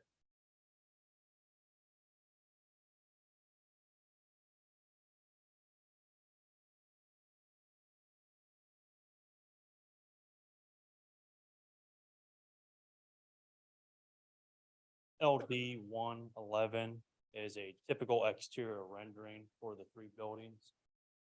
The layout in the, of these buildings will all be similar. The exterior facade, as we've had discussions with Jeff, will be, from building to building altered a little bit, so these aren't the same cookie cutter building. Use different material, we won't just use a different color siding, we'll do a different material, break it up, work with Jeff Knight on it.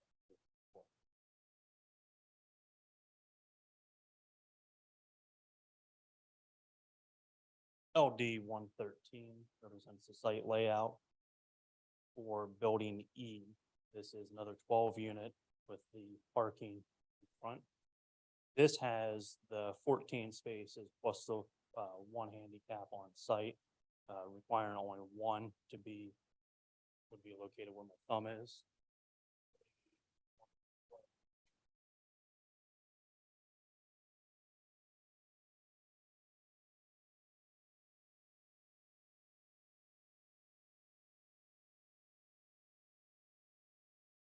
LD 114 is an alternate rendering, just showing a change up in the use of material from building to building, showing that it's not just the same material change, new layout, new stuff.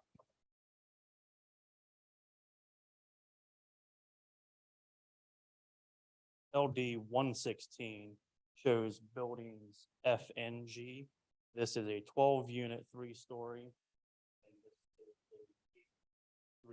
building, again with the parking situations where it's 12-unit, you have 12 plus one handicap, and your one overflow would be overall the adjacent parcel, and then the parking spaces.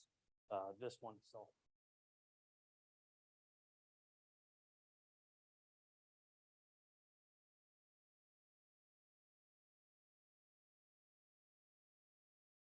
These are the low-income housing on LD 119. There are four. They sit catty corner from each other. Their typical layout, the same plot size, same layout. And then this on LD 121 is a exterior rendering of them.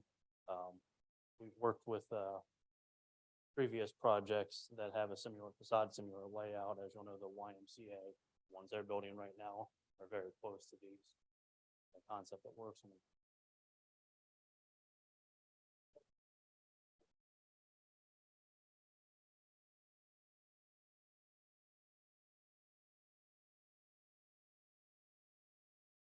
There is no parking.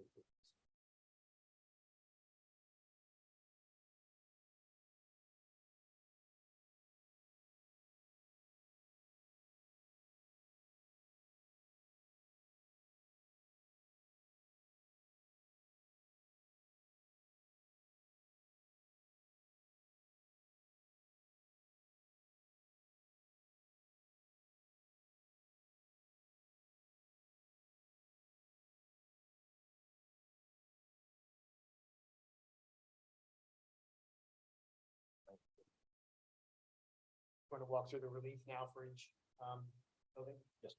I think if you could just work with that, work with just the main, oh, I'm sorry. Why don't, can you just go through it like, instead of backwards? Just go through in order.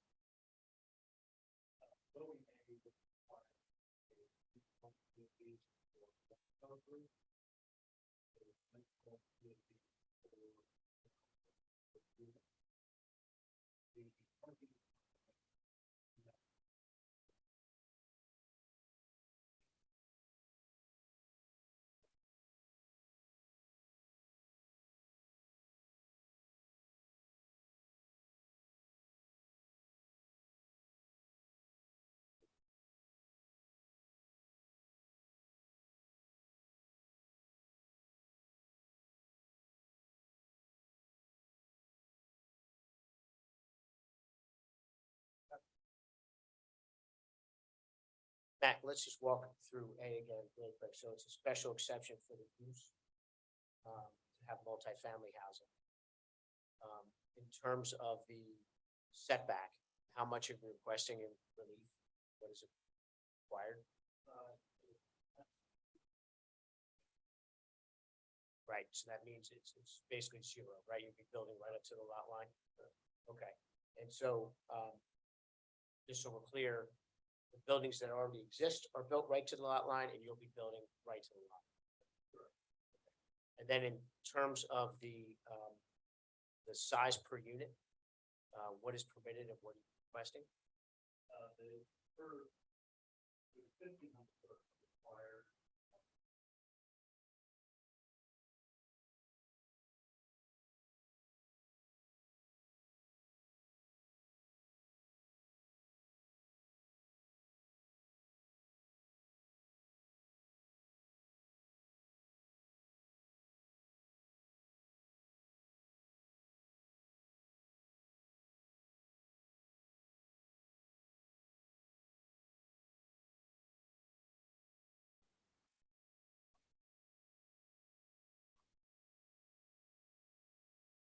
That's 6, correct?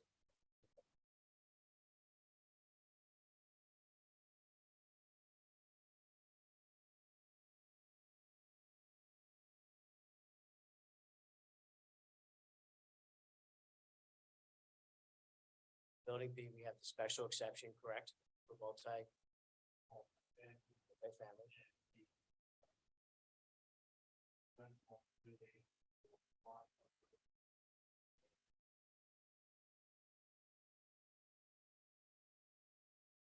the setback too, correct?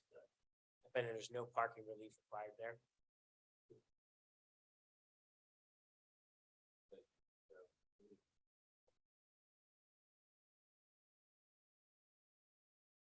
That building for building B, 2 parking spaces.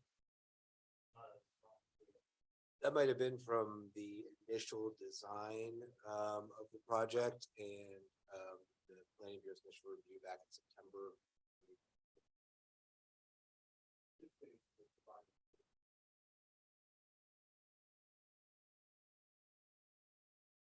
Okay, so there's no parking relief there. Okay. My right, that's the only.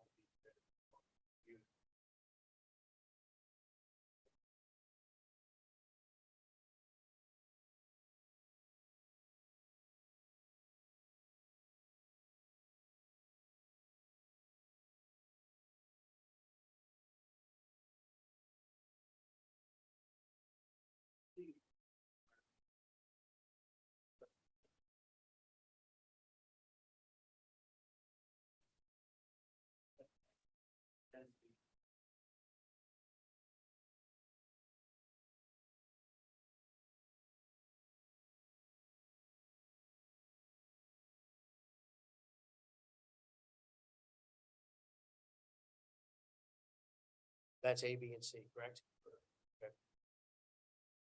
Well, I have a quick question. For back to building B, you indicated that the density would permit for 1 unit. And how many units are in building B? 4. 4. Okay, thank you.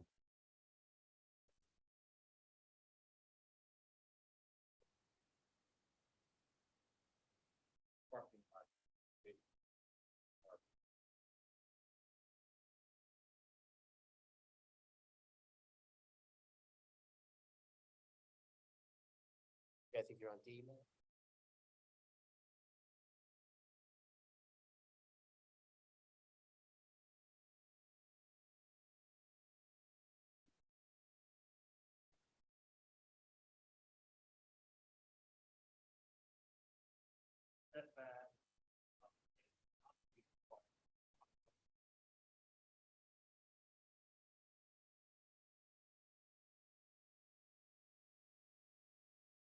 About the use of special exceptions that require. Okay,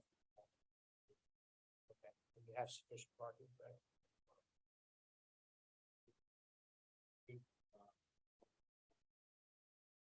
Got 5. That's a 6. It's full.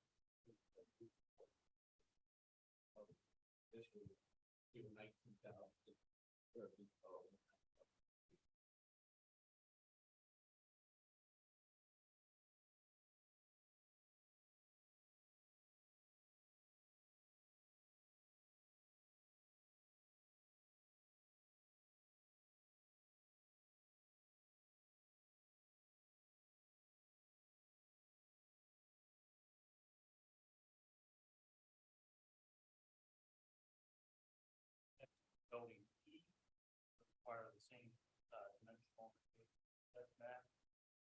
It is under the lot coverage, not required for that. It's not parking. It will require for the access per unit. By right, there would be 11.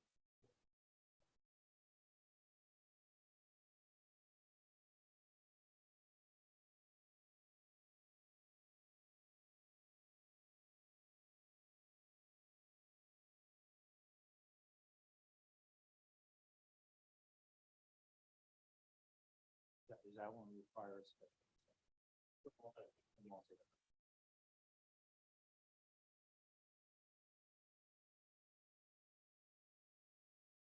Next is building F. Building F is a 12 unit that would require the special exception for multifamily.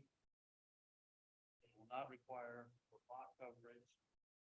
By right, it would be permitted for just that 10 units, 12, and it has the fire. Building G is a 8 unit that would be requiring the special exception for multifamily. It does not need lot coverage. Permitted by right will be 5 units, plus the 8. And make density on that and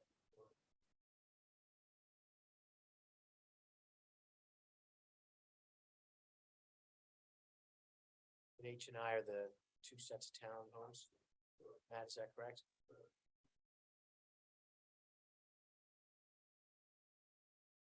And Mr. Long, for building F, you need relief for setbacks. For setbacks for F.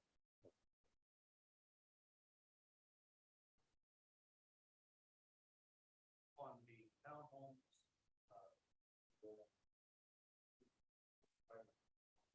dimensional relief on the lot size.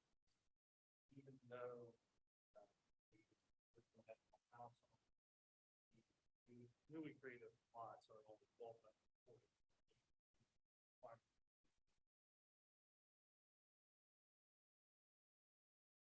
They're not in coverage, will need relief from parking.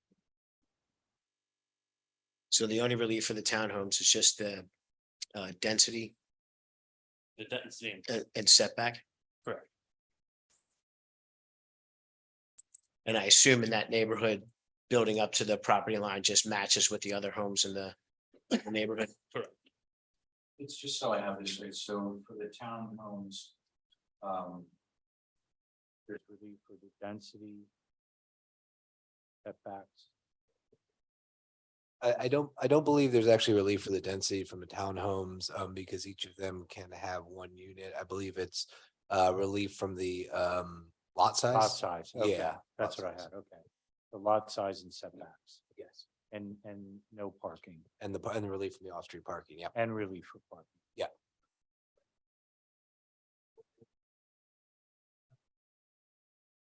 Correct. They would need relief from parking. Right. Globally, how many parking spaces are there? I don't think my number, right?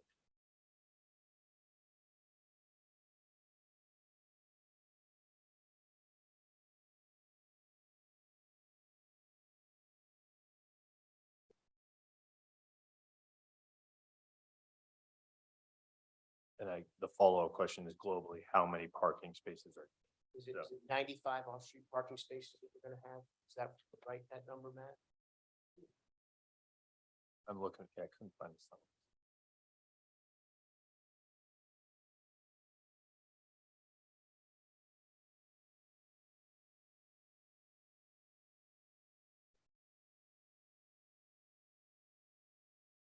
clear, it says originally there were 95, now there's 77. And we have from the resolution of the planning commission, which was 77 parking spaces. Yes, in the resolution document, it notes that per the revised proposal, reducing the height and number of units and buildings, DG /5 through 8. The number of proposed parking spaces, which is 77 overall spaces, will be sufficient to meet the requirements of the proposed residential aspects of the project, which require 76 spaces per the zoning code. So eventually, the applicant will need to seek relief from the off-street parking requirements for the commercial spaces in buildings 2 through 4. But because off-street parking requirements are correlated to the specific use and not to a general use for commercial, that can't be known what that relief will be until the final tenant will be determined. Thank you. That answers my question. And that's agreeable, Mr. Giorgione? Yes. That's okay. And to note on that, the 3 mixed-use buildings actually have more than the required residential. As Jeff stated, there's 77 for 76. You don't have the 4 for the 4 townhomes, but what you do have is you have 1 space for the commercial tenant at each of the 3 buildings. Understood.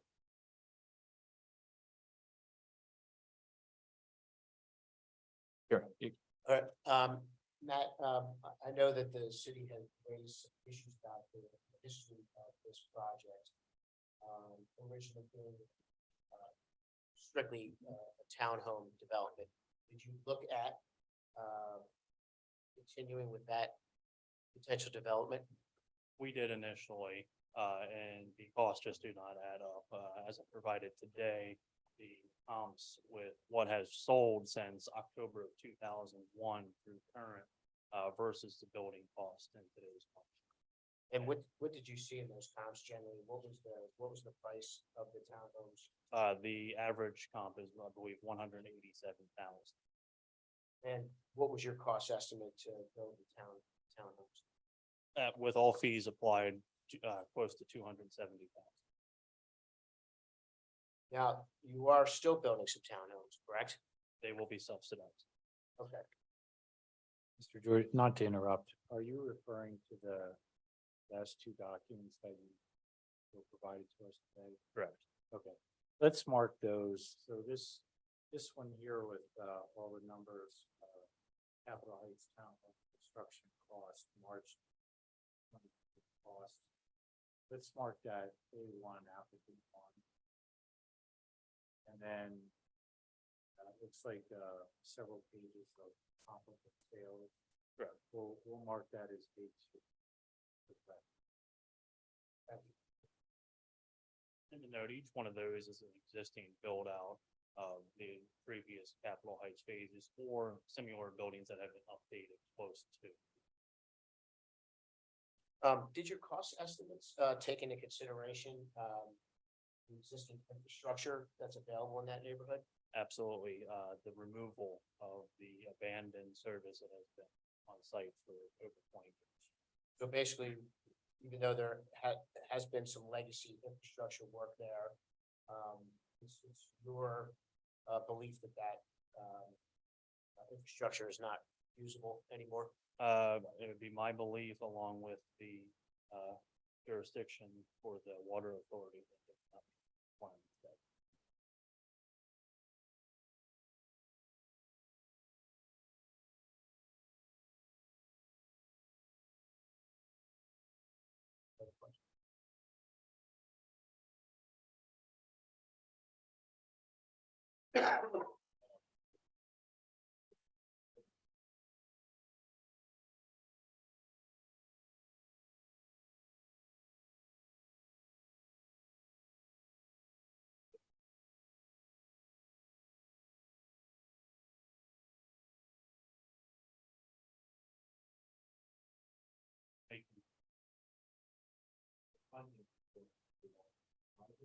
Correct. Private.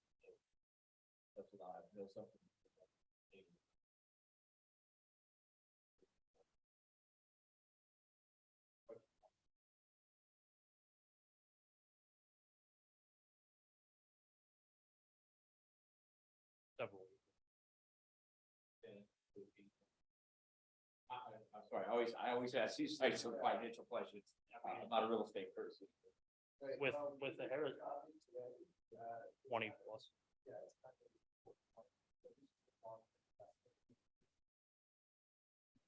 I mean, as you see with Tom's, townhomes just, I mean, there's no way we could build them without taking an $80,000 to $90,000 loss per unit. Building cost is why, you know, certain things have not been done.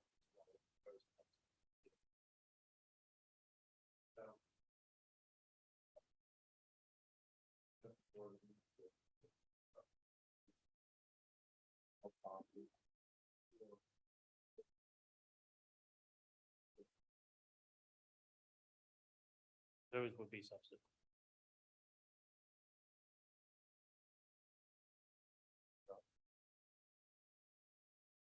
Yes, so just making sure I get all the details. I wanted to go back to the parking situation. So in total, right, you have enough parking spaces to meet the requirement. But the relief is because on individual parcels, right, or individual buildings within this plan that there's some that are deficient. Is that There are some. Right. all right? And then just one question, based off of what was just being asked by Mr. Phipps. So I guess the only, well, I'm not gonna say only, but I guess a viable option, right? If there was a desire to have more of the townhomes built, right, versus the other buildings that you have planned, that one of the only options would be then to use subsidized housing to make it work. Even with that, I mean, there's huge financial hurdles. The 4 lots that we have proposed for affordable townhomes are much smaller than the lots that are laid out in Capitol Heights. Kind of a oddball development, put it that way. You have 100-foot long parcels, whereas most of the affordable townhomes that are normally receive funding are like the 4 that we have. They're, you know, a 1,200 square foot lot that can put the house on it. You're not going to be absorbing cost. And that'd be one of the things that PHFA would look at. It's okay, why are you spending all this extra money when there's other lots that these?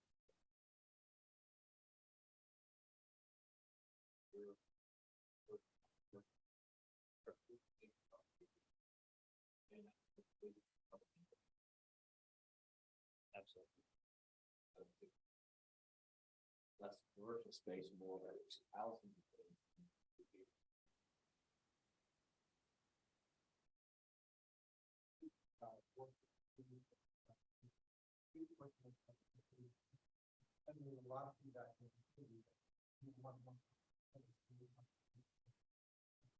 Got a lot of ideas thinking about it. Also living in the community, I think that a vibrant community that's the referential point. I think actually that's some of the community. Not a potentially it's not viable right now. But we've been adding residential communities. We hope that there's more.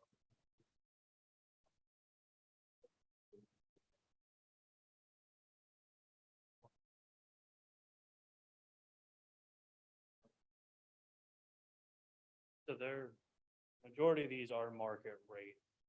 Building G, V8 is affordable.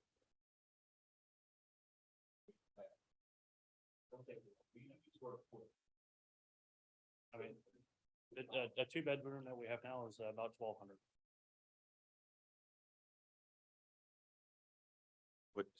So you're saying that's the affordable unit? No, for the affordable unit would be based off of their income. Okay. But then, okay, so the market rate is about 1,200.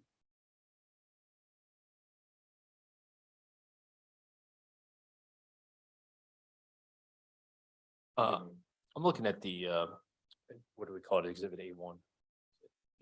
Spreadsheet. Where in there is the cost on having to tear out the existing Under site, site work? Okay,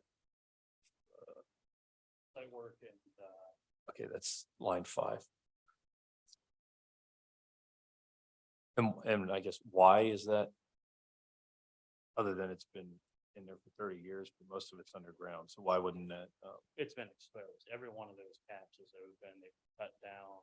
Some of them are at foot level, filled, Capital Regions has stated that they would like everything to be verified. You're digging it up to verify. I mean, you can stick in a sewer lateral, but you can't on water. You have to you have to expose it. Chair, there's an engineer here, if you like to have him address this issue, be happy to do it. He's here. Yeah, so I mean, in addition to the duration of time that those things have been functioning and probably have detrimentally been exposed to weather or other conditions, you know, what you've also got is at the time when those were originally proposed, it was an individual sewer and water lateral for every single individual row home. Whereas, you know, when you're portraying these with multifamily, you have far less utility laterals, which certainly from a utility provider standpoint would be beneficial because you have less cuts in the pipe, you know, less opportunity for leak and for problems. So it's kind of a twofold approach in my mind. And I would suspect, this is me speaking as an engineer, not as a board member at CRW, that it's a desirable approach to have less laterals than more. It just eliminates or reduces the potential for leakage.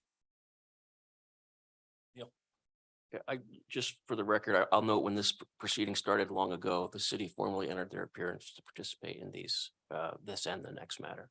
And I do have a couple questions just for clarity's sake. On the exhibit A1, the estimates. They're done by sending out bids to contractors. A general contractor sent them out for bids. To see how it would be if they were doing individual units instead of the proposal. Okay, and particularly for things like the site work, because this is a lot of lots. Is that an extrapolation for one unit at a time, or was it considered what to do if you're basically digging up this large chunk of properties all at once, which I would assume that's how you're going to do it. Okay, there was a question there. No, Is it the extrapolation, or is it, would you get an economy of scale? That's a lower number. if that you're is the digging. that's the lowest number that was priced out as the entire package. Okay. If you do it individually, of course, it's You would agree that the project is very interrelated because of the way the relief is laid out. That is, you know, some buildings would have, you don't need relief for the overall project, but some for the parking in particular, some would need relief and others would not. And in the end, it sort of evens out. Do I have that right? Correct. So how are you going to phase this so that on the practical side, that you guarantee that you have all of the parking done? So as I mentioned earlier, the sequence would be the way they're laid out, A or 1, B, C. And actually that is kind of self-regulating on the parking situation. Building A creates the parking for building B. Building B then of course would have it already built. C and D fall in sequence. D creates it for the other ones that have the overflow. So if you build in sequence, you're self-regulating. and the plan is to build in sequence. Correct. Thank you. That's all I have. Thank you.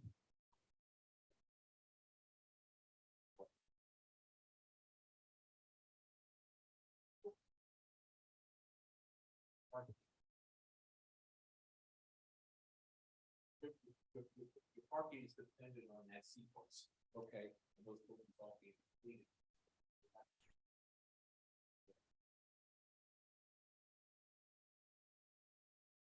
You can't build the next building then, right? Because you don't have the parking available. I just want to make sure that. Yeah. I think that was what Matt was kind of saying in response to the solicitor's question. It's almost self-regulates. Because you don't build B, you don't have the extra parking. You can't go on C.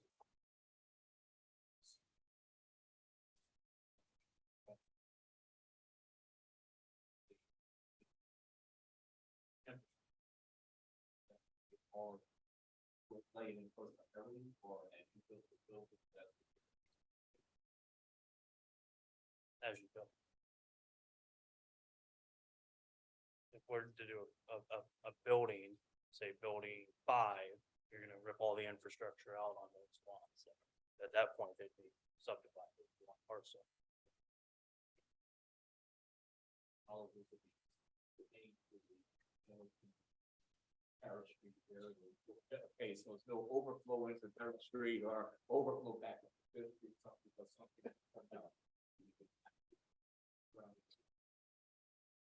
I gotta ask Yeah, those no. questions, because all right, This is my CRW training, come in, asking those questions. And- I don't turn around and tell them, I stay the same question. Yeah, and Mr. Phipps, one thing else that would be brought up is this is just the zoning relief application. They still have to file a land development plan, and as part of that, CRW will formally review the project and provide a response. And the applicants could maybe ask them, sometimes we get a ability to serve type of thing, which in one case would be, one site is easy enough to do, but the city can maybe ask CRW for potential downstream or upstream impacts on the infrastructure, the mains throughout the street as part of this project, because it is so large.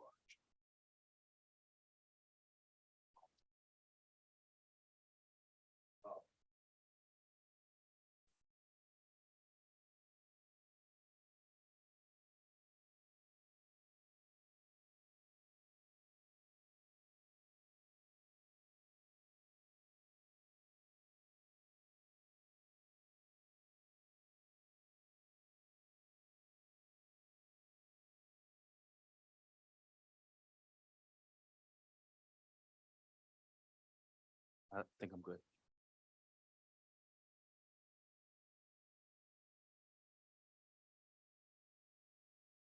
We're gonna just take a recess, go out and go through the resolution. Oh, yeah, yes, I do. I absolutely do. Is there anyone here from the public who would like to speak on that? Yes, thank you.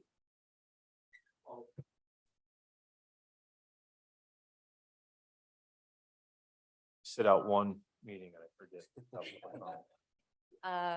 So good evening. My name is Neil Hippensteel. I know most seen my face a couple times, and I am at 1619 Fourth Street. This is actually one of the simpler questions, so no big opposition.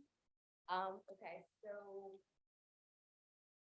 here your packet has page number 18. So you see the 9 and 12, and 21 and 25 of the resolution. There is information regarding ingress feedback, and then also the experience.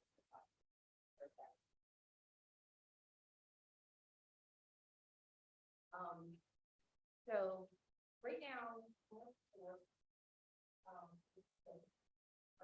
Alley, no signs of this. And one six, one. And then Rose Alley, no signage in this section. It was a one-way tunnel. And only fits one car. It takes two others to happen that today,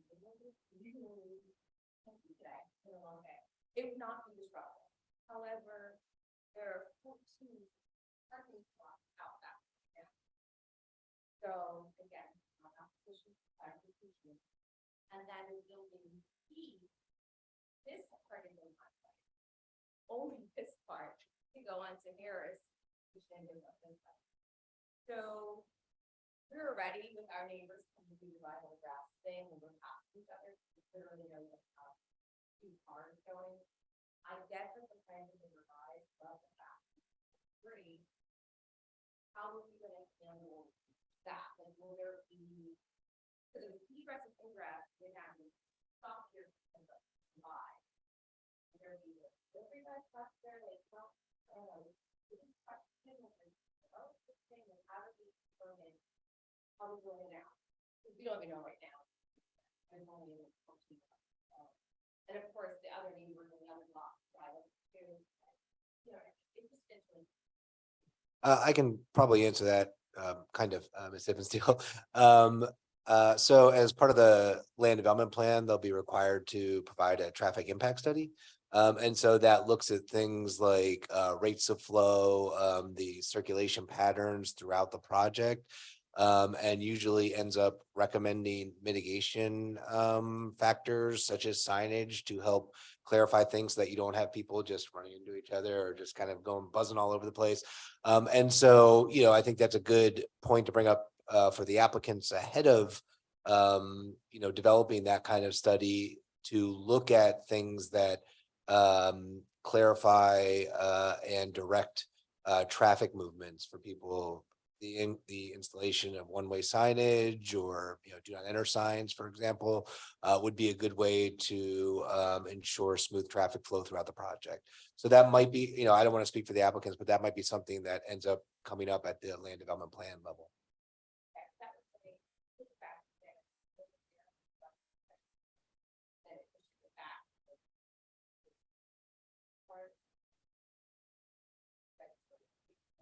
I don't know how that's gonna. I'd just like to note on that, that the relief or the setback, the parking spaces in a land development plan could be pushed back. The road could be essentially widened where those are, and they could push the parking spaces back. They're already within the setback, so they wouldn't require an additional relief to push them 2 feet into the yard. So it possibly could be, and most likely will be, that road's alley would be wide. You wouldn't have the parking space as what you see right now, right to the road. Most likely, there's gonna be, and that's gonna be in the land development plan, is that there's a 2 or 3 foot buffer, but luckily there is about 40 feet behind the building, that if these encroach into the yard farther, we're not requesting additional relief.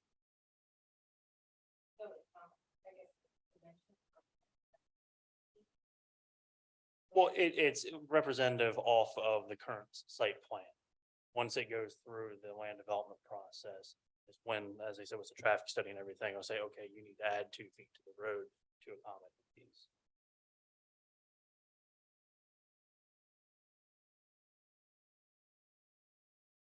Anyone else? Now we're going to take a recess to discuss the resolution.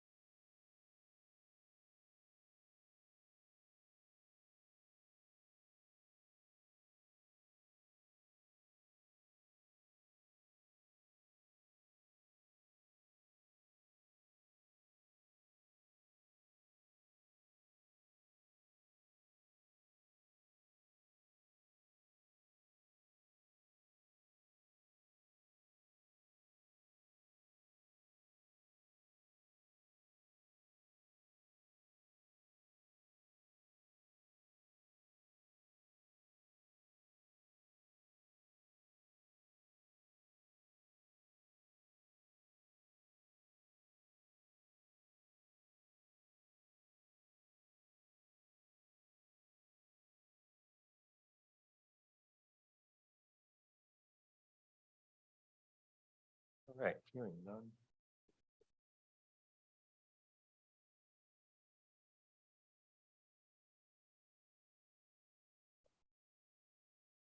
I'm gonna make motion to approve the Capitol Heights Phase 2 with conditions set forth in the Planning Commission's resolution to approve of each building with a condition to build them in sequence of A, B, C, E, F, G, or 2, 3, 4, 5, 6, 7, 8 as they are laid out.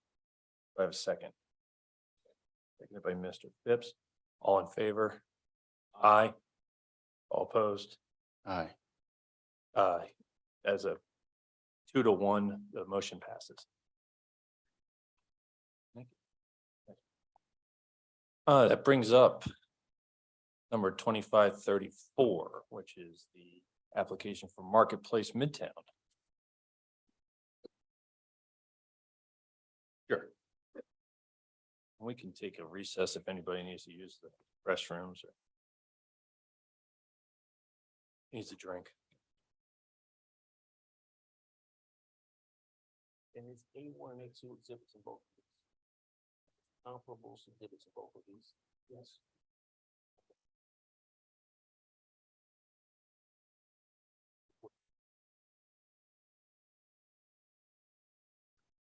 We're going to take a quick recess.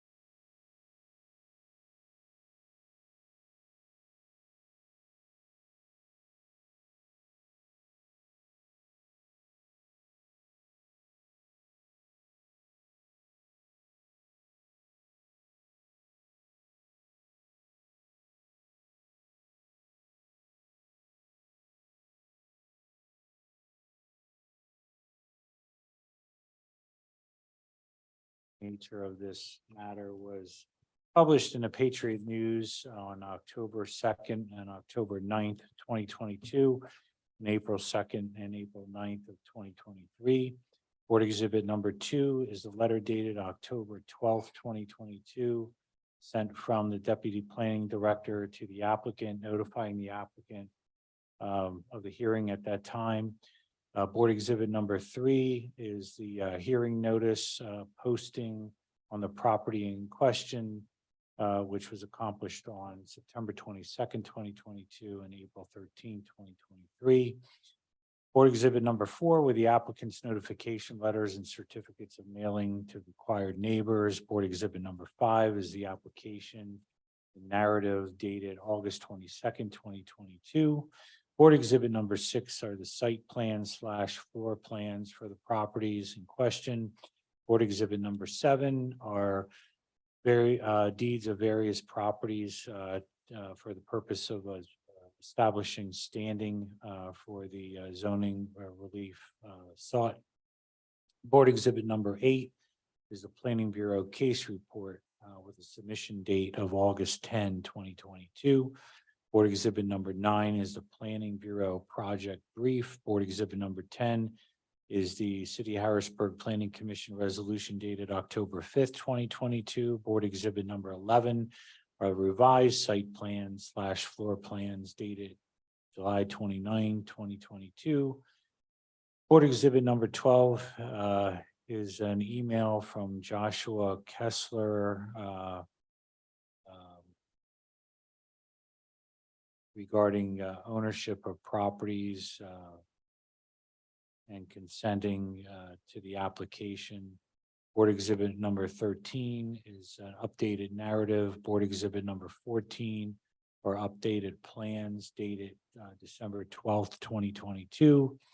Board Exhibit number 15 is an updated Planning Bureau case report dated March 1st, 2023. Board Exhibit number 16 is the City of Harrisburg Planning Commission updated resolution dated March 1st, 2023. And Board Exhibit number 17 are the various continuance requests either from the applicant or applicants.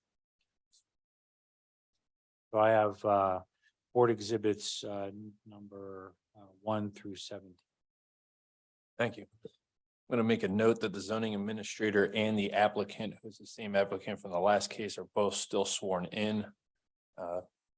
Jeff, if you could summarize the case, please. Yes, so the application. Should we swear in? I'm gonna make a motion to make Mr. Hobbs a voting member for this case as well. Seconded by Mr. Phipps, all in favor? Aye. So the application here before the board is similar in scope and complexity and process to the application that was just reviewed, in that it is a project proposing a mix of uses across 11 different sites within the area roughly bounded by Riley Street to the north, Fulton Street to the east, Saferd Street to the south, and James Street to the west. The project involves both or all three of multifamily dwelling units, row homes, and then commercial buildings, as well as a mixed use building. And this project is a little bit different than the last one because it also proposes a few standalone parking lots to provide the required off-street parking for the various uses proposed in this development. Also similar to the last project, most of the discussion and planning commission resolution, I believe, has previously been provided to the zoning hearing board. And there were continuances on 3 aspects of this project, which were more recently reviewed at the March planning commission meeting. And those are related to building A, which do you guys have that? Is that what building A on yours? Just make sure our nomenclature's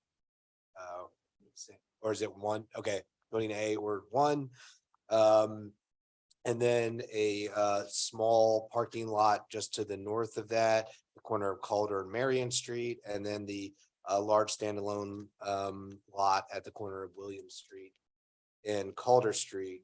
The building one was essentially continued to allow the city to review the right of way width along William Street. It was the contention, the initial proposal was for the installation of 14 angled spaces in the front yard of the site with the building set behind it. The Planning Bureau had recommended denial of this aspect because it would result in the removal of on-street parking.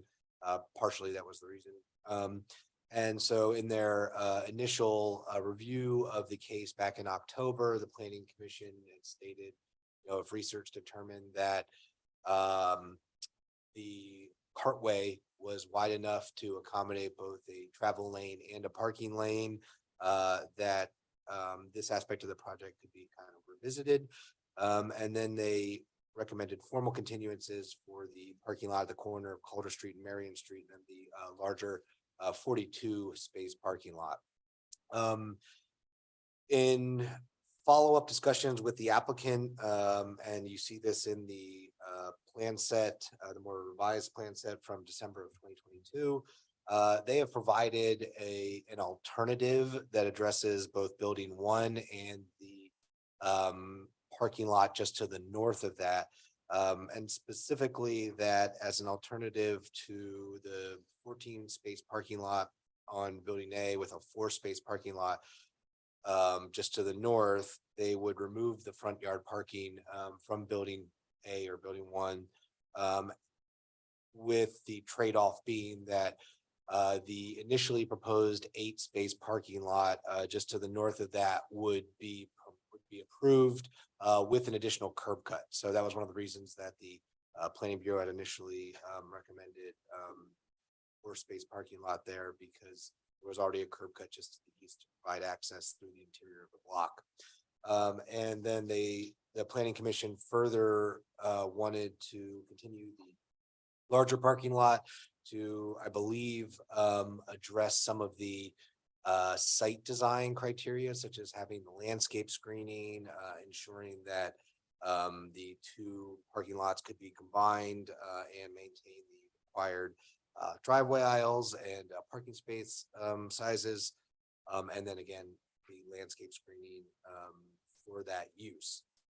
So in their follow-up communications, in the follow-up meeting on March 2023, the Planning Commission recommended by a majority vote that the revised design without the front yard parking be approved with the condition that the 8 space parking lot just to the north consequently be approved as well. They also recommended that the parking lot, 42 space parking lot, be approved as well, with the following conditions. If granted approval for the zoning relief request, the applicant will subsequently file a lot consolidation land development plan to receive approval from the Planning Commission and City Council. The applicant shall construct the proposed parking lot with pervious materials to mitigate the effects of stormwater runoff. The site cannot accommodate pervious materials. The applicant must provide sufficient documentation. Planning Bureau staff indicating proof that the project site cannot use pervious materials. Then the applicant will coordinate with the Planning Bureau on the installation of landscape screening and trees as applicable on site or in the surrounding rights. The Planning Commission recommended that the zoning hearing board approve the request for the 42 space parking lot. Following reasons: the proposed parking lot would enable the development of various sites within the overall project, which would otherwise be difficult to develop given general community concerns regarding impacts to the on-street parking supply and the off-street parking requirements for the subject project proposal. And the proposed parking lot will not significantly alter the character of the neighborhood, given that there are adjacent surface parking lots located at 326 and 312 Quebec Street. And so kind of looking at the overall design of the project, I know that the zoning hearing board has in the past expressed some concern about proposals for the primary use of property being surface parking lots. And in general, the Planning Bureau shares those concerns with the zoning hearing board. However, in the current proposal, we do feel that the parking lots are justified because the zoning designation of the sites on which the development is proposed require there to be off-street parking. And given the nature of the infill design of this development, it makes it more challenging to provide parking on site, whether in the rear or possibly in a small cluster offsite. And so either the board is going to be required to grant a fairly extensive amount of relief from the required off-street parking, or they would be amenable to the proposal as presented here with a 42 space lot, if they were in support of the overall project. And so Planning Bureau feels that consolidating the off-street parking required for the various aspects of this project into a single site helps to preserve the streetscape and the design, the built environment of the proposal, where they're not having curb cuts located throughout the neighborhood, which also helps the project be more in conformance with the city's Vision Zero policy to reduce pedestrian vehicular conflict points where appropriate. And as a whole, overall, we feel that consolidating parking into singular sites allows those sites to be redeveloped in the future if and when the need for parking is reduced. And overall, the zoning relief requests for this project are similar to the ones for the Capitol Heights project, in that the applicants are proposing construction to the front yards, front yard lot lines on all of these sites. In some of these cases, it reflects the existing conditions on the block, and others there may not be conditions on the block that support that. It exceeds the impervious surface coverage, and they will also be requesting the relief to not have the required parking on site. Thank you. Mr. Giorgio? Yes, you're good to go. Testimony. I think maybe the first time around, I'm a little clunky with the boards. So what I asked Matt to do is just using the principal board to give you an overview of the project, and then pull the boards up one at a time. That would work. That would work. Yep. Searching for stuff. Start out, we have building A along Marion. That is a 12-unit apartment building with the parking adjacent and shared at the main parking lot. Building B is a similar design with the 12 parking spaces on site. There's enough site plan to accommodate that, and additional overflow space at the main parking lot. Cluster C are small townhomes that will be created. There's a lot of 7 of them there, along with the parking directly behind it in between 2 buildings. Cluster D are the affordable townhomes, 6 of them that sit along Marion Street. Cluster E is 5 more townhomes that sit along 4th Street. Building F is similar in design, is a 12-unit apartment building as A and B are. Building G is a marketplace concept. This would house 5 food vendors or And then building H is a workforce housing building with 8 apartments, and first floor has a front on the right. And then also is the parking. lot, Sorry, I didn't hear you about H. Is workforce housing. That will have first floor. And then, of course, the surface parking.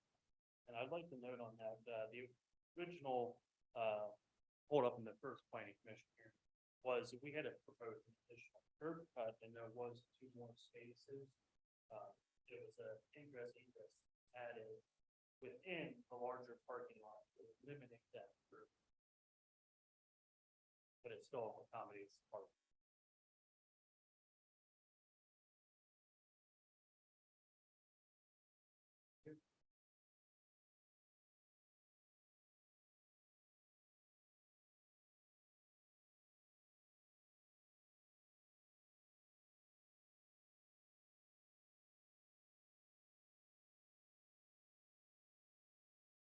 As you will see on LD 103A, this is the revised plan without the parking in the front.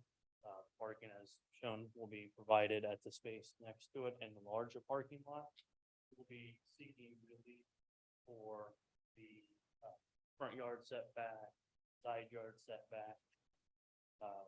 This is actually at 61%, so it does not require the relief from maximum impervious lot coverage. It will, however, require relief from the density per unit size. Notice that about 9,900 would accommodate 7 apartments currently. And it would require a special exception for multi.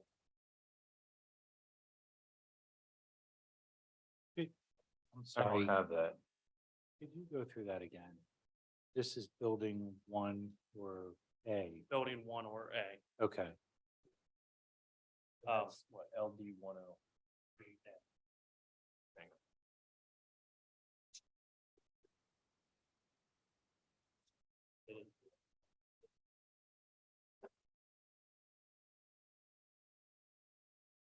All right, I got it. What's that? The parking would be split between the adjacent park on each there.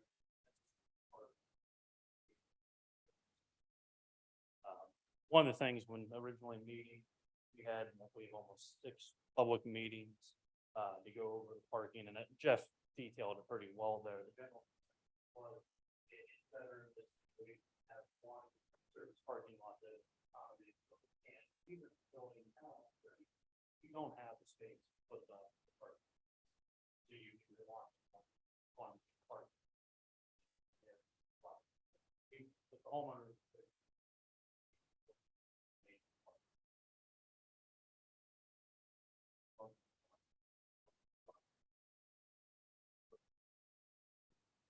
Part of this being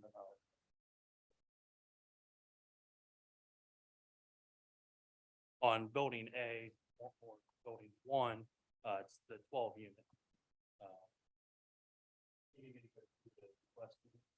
Yeah, could you go through that? This will require dimensional relief for maximum units per lot coverage. Currently, it's about 7. We are asking 12. They'll require dimensional relief from setbacks. It is being brought to the face just like the previous project to match the prevailing set. And this one will require relief from 3 parking spaces. Also a special exception for these 2. Special exception for multifamily.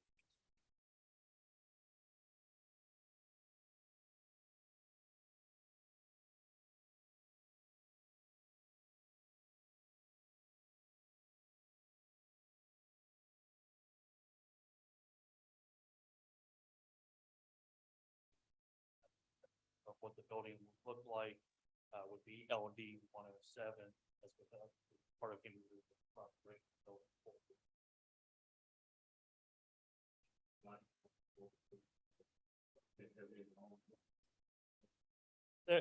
These 3 in this area will be similar, was broken up to sides.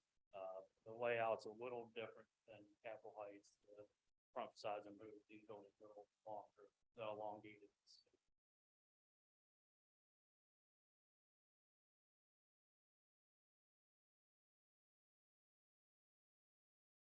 Onto building B. Building B is a 12-unit, 3-story, with 12 on-site parking spaces. This will require relief, is under the density requirement for pervious coverage, it's actually 65%. It will require relief from the dimensional setbacks, relief from the density. By right, this would be right at 8 units permitted, whereas 12 will require a special exception for multifamily. It does not need a relief from the parking, as it will have 12 on site and 2 additional at the main park.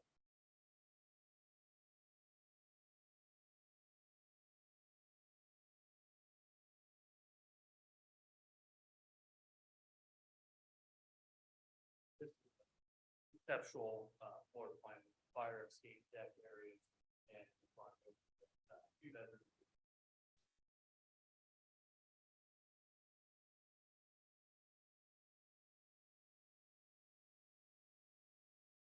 On LD 109, we have cluster C, which are the townhomes that face on 4th Street. Each one of these will require a dimensional relief from pervious coverage. We're at 73% requirement, 70, a little bit over. These lots are kind of sandwiched in there between existing buildings. We will not require relief from parking as that be provided. We will for setbacks, because again, we always require the relief from setbacks and the lot coverage.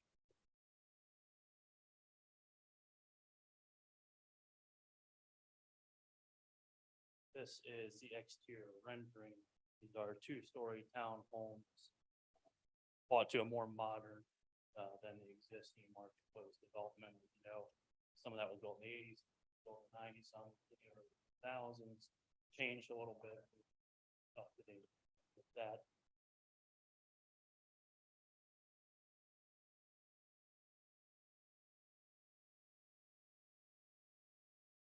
On LD 111 is just a coverage of the floor plan for the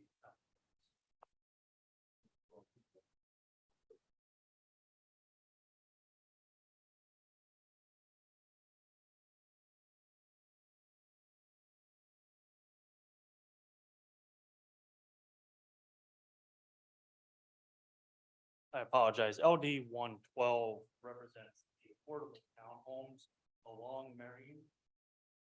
But I would like to note that the 4-space parking shown here has changed to 8-space parking as indicated.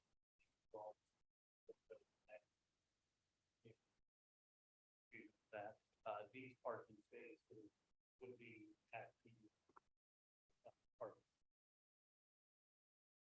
These will require relief from lot coverage, dimensional setbacks.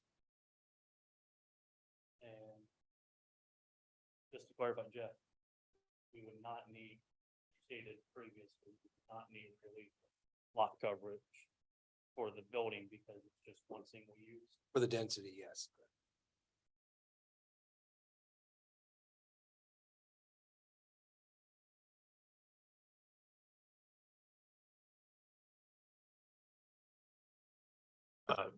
All the parking's down at the main lot on that, was that?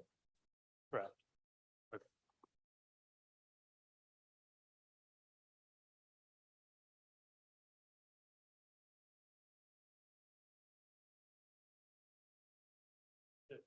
That, no, what I was indicating was it site that includes this parking lot here. Yeah, these need to be down here. That 8 space, the 8 of the 12, that part, 8 of the 12. Moving on to LD 115, this is cluster E. This is 5 more townhomes that are being built.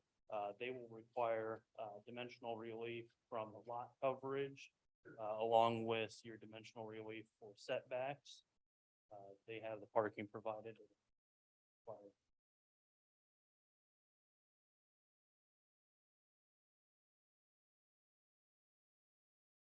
LD 118 is building F. This will require relief from lot coverage as it is 96% of that. This is very end. There's townhomes here and vacant land here that push right up against this. The parking will need relief from 2 parking spaces. It will have 12 for 12 units. The 2 additional for when you hit over 5 will not be provided. The lot coverage currently would accommodate 4 units. We're asking for 12 units. For dimensional relief for the setbacks and the lot coverage, along with the special exception for multifamily.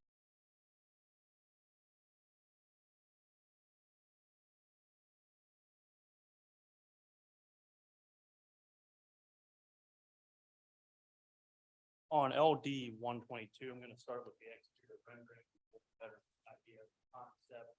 This is our thought of a continuation of the market aspect that's already in the area. This would have 5 tenants on the inside, similar to exactly what the market offers. Give them a little bit more space inside, give them seating, larger spaces than what they want in the market, along with a ability to be open 7 days, which some of the potential tenants we talk to, looking at 6 days, 7 days, but more than 3 days currently offered. But also have outdoor event space, seating provided. This will require relief from the lot coverage. This is a very odd lot. It sits half houses here, kind of infill development. But we feel it really helps the area, increase foot traffic, offers more opportunity for local residents to expand on what's already there. It will require the lot coverage. We're at 87% over the 70. Require a dimensional relief from setbacks. I'd like to note on this one, we have set back 4 feet to create the sidewalk space as indicated originally, because currently the existing sidewalk's only about 1.5 feet wide. That's all that's provided. So we're just increasing the sidewalk, but we still are within the setback. Just to clarify, we did not need special exception. When talking with Jacob, he marked this up as food. It was left open-ended with Jacob, and I want to make sure we're addressing. Well, I think, it kind of depends upon what kind of vendors are in there. If it's a farmer's market, we have a farmer's market designation. If it's something more like a food hall that might be, a use not specifically prohibited, it could fall into that. It sounds like maybe it'll be a farmer's market if it's meant to kind of be an extension of the Broad Street market. And that would require a special exception.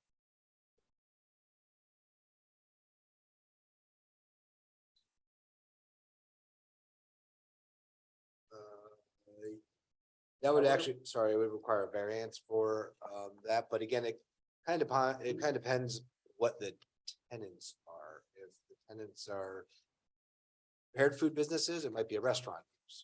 If they're more selling fruits and vegetables and meats, then you kind of fall into a farmer's market. And it might be some blend of I think in our discussions, they said it might be some blend of those. So it maybe falls into that use not specifically prohibited because it's both. Unless the board wants to review it as closer to one or the other. In which case I'd probably say it would be for the farmer's market. I think you would probably want to get relief that not have to come back. I also don't want to tie their hands. Have somebody convinced with better food that's not really selling. I guess the question, are you doing kitchen build outs in this? Are you? Yes. Yeah. Yes. So it's almost a restaurant use. What's the restaurant? A restaurant would be I want to say a variance.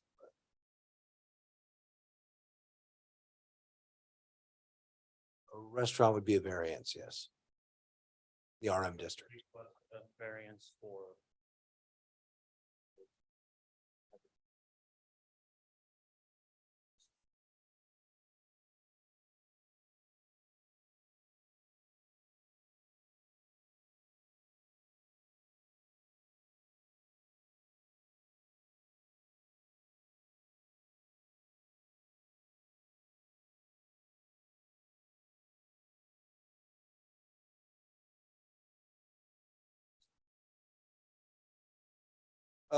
The market would be a farmer's market. And again, I would note that the Broad Street Market has prepared food vendors as well. So I don't know that the presence of prepared food vendors necessarily requires them to be a restaurant. It kind of more depends upon.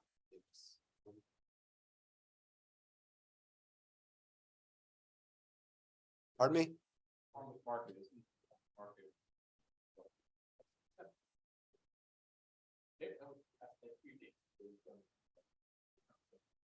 Yeah. Like 100 years. Yeah, but yeah. So. I mean, that was maybe the understatement of the night there. They come in with presents.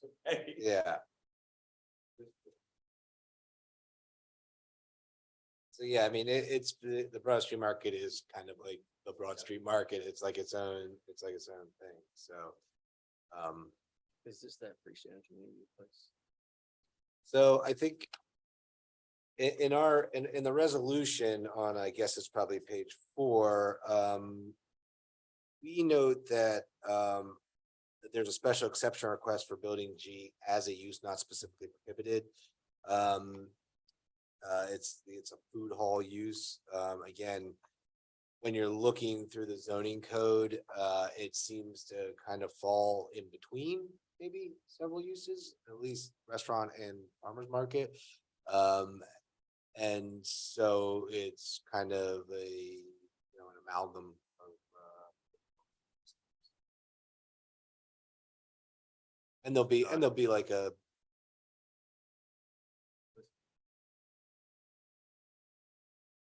It's not otherwise prohibited. Not otherwise prohibited. Which is different. Which was not the allowed. Airbnb.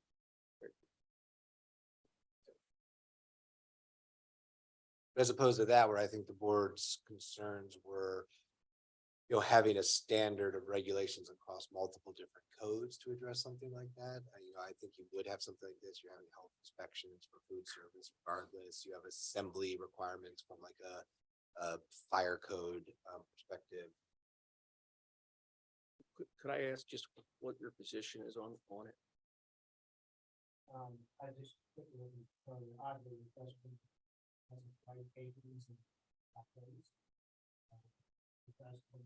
Special some other food center uses. Doesn't permit a farmer's market.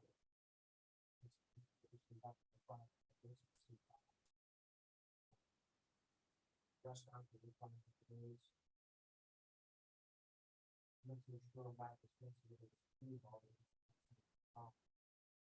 Well, I think that was what it was described as in the application. Yeah, so, yeah, again, I think without having a list of vendors, it's really difficult to kind of classify it. My assumption is you're going for like the front, the Third Street building of the, I don't know, is that the stone building of the? I don't know which one's the stone in the. Yeah, the stone. Yeah. Front building of the market. Just a couple vendors that do quick service or something like that. Yeah, prepared foods. Prepared foods.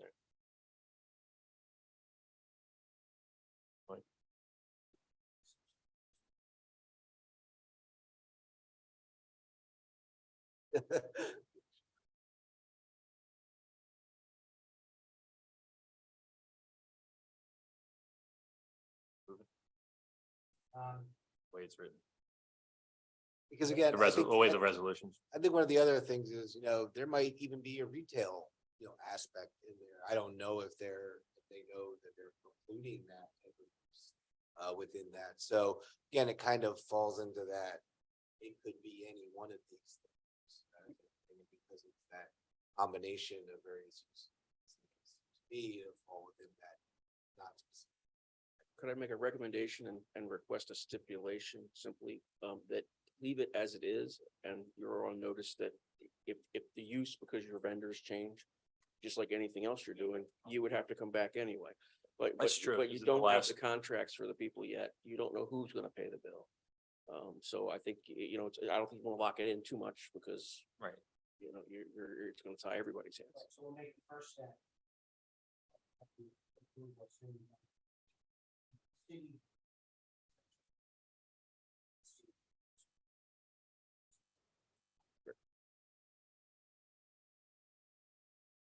Okay. That makes. Carry on. Just to recap, the other criteria are dimensional relief, lot coverage, setback. Stated. Parking, we have 5 spaces allotted, one for each vendor. Again, each vendor will, for their designation, they are required for additional parking. Will have to come.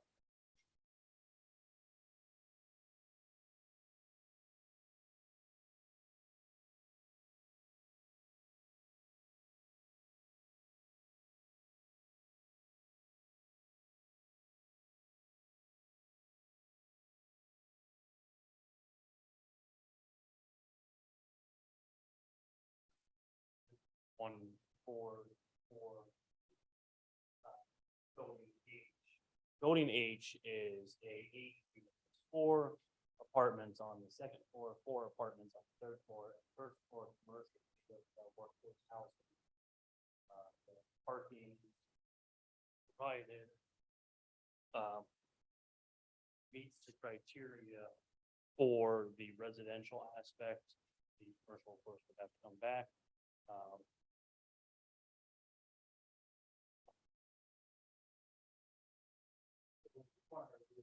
For density, believe it's 5 units permitted by right. We're asking for 8. It will have the parking requirement. It will exceed we will need relief from the density and setbacks and the special exception.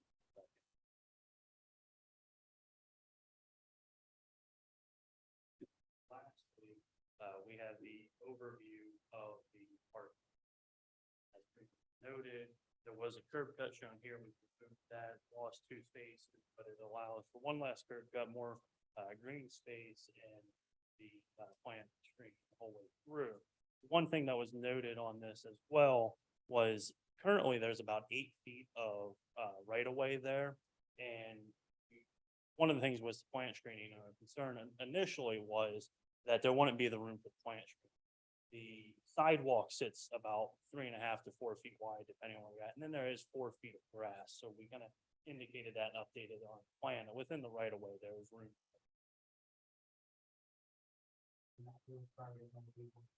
Yes, correct. LD 1. And there are 42 spaces in that happen.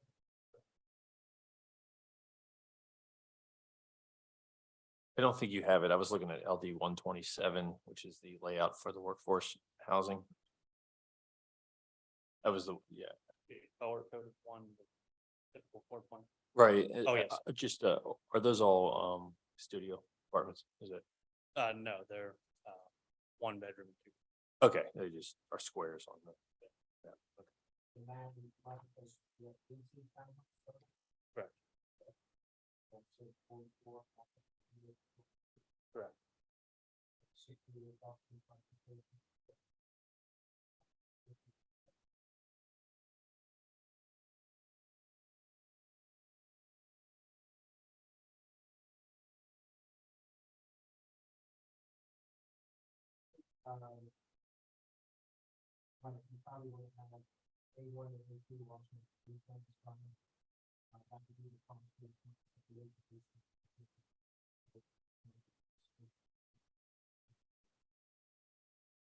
Probably use. I have those. For that.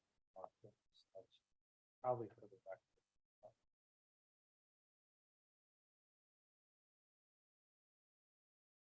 Those are just noting the justification for the 12 unit, their performance comp of the cost of building versus multifamily. And what I will note on this one is that the larger buildings are internally supplementing without substitute construction or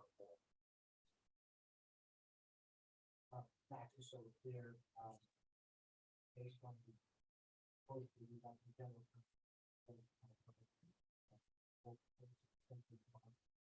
uh 260 to 270 for And based on the build. around 185 to 170. There's also infrastructure, for townhouse. Not correct.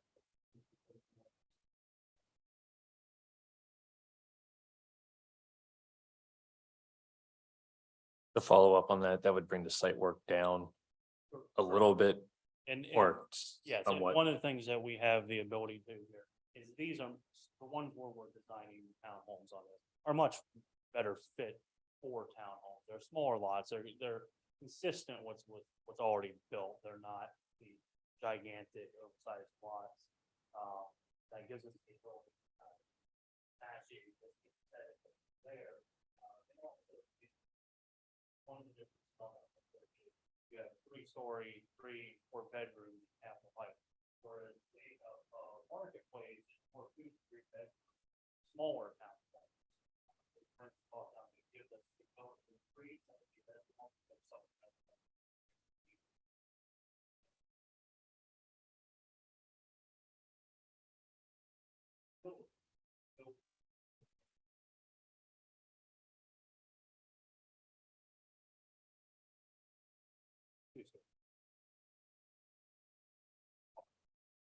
old.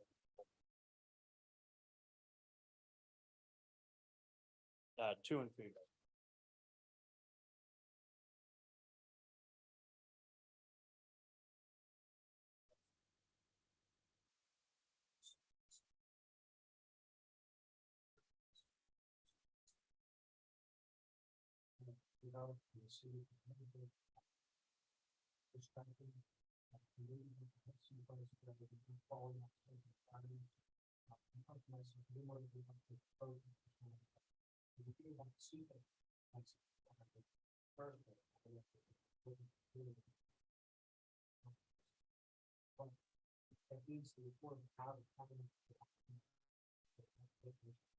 So if for some reason you develop without doing buildings and come to the town, you push it one.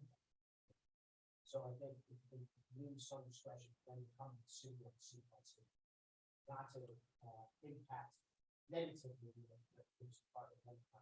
Just a note on that, I don't think we put H and I in the sequencing order of that resolution. So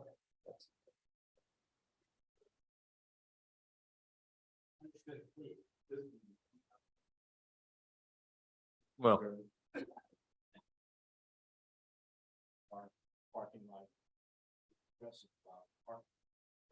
Yeah, I was gonna say, I mean, if sequencing is a concern of the board, maybe requiring them to do the parking first, then you've got the parking in hand for whatever development. I would just ask that that forces sequence. On sequence.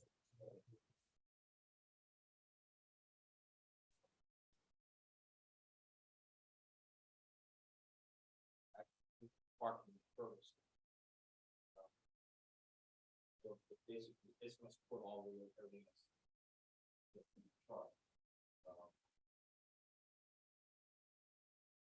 Were you gonna use the lot for staging? Yeah, that sounds, I'm trying to. So I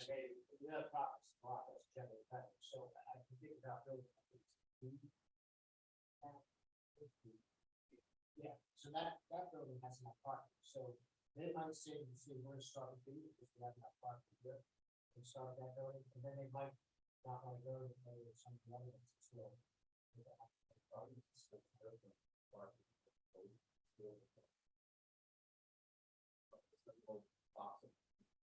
Well, we 8 space lot. that's. Not enough. right. So again, rather than trying to solve all of that, just improve the house, some discussion. And I would think that we could solve it in the land development plans. Where, you know what I'm saying, where you will have a much better idea of the order that you need to do things coming through the door for that.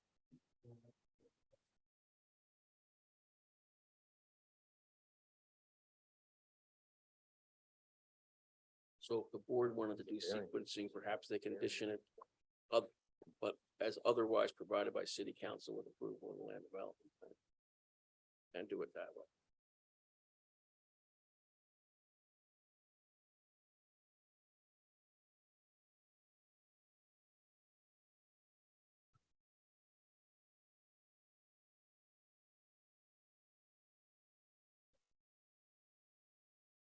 When you say affordable, what, is that you're gonna do income restriction Yes. to the, what was it, HUD, The guidelines of less than 80%. And then the market is as currently adopted 80 to 120. Right.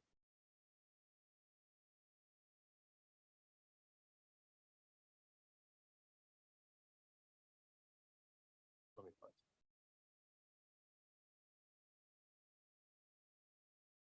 Okay. Neil, do you have anything?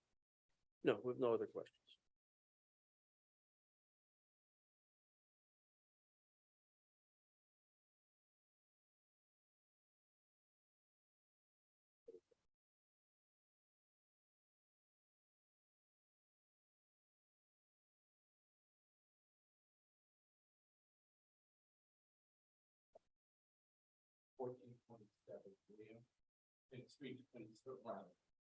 That's not 100, it's only 2,000 square feet, right? That's.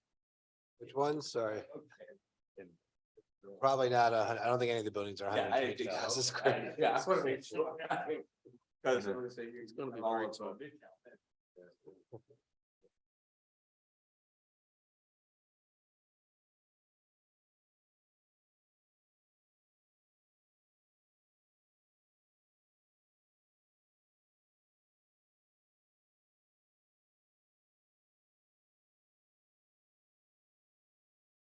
All right, we're gonna take, anybody from the audience like to speak on this? Yes, thank you. Hi, Chris Cloxton, 315 Calder, which is Calder and William. So this is exciting. This is wonderful. We've had different plans like this that have come up. You know, the idea of commercial space and additional residential space.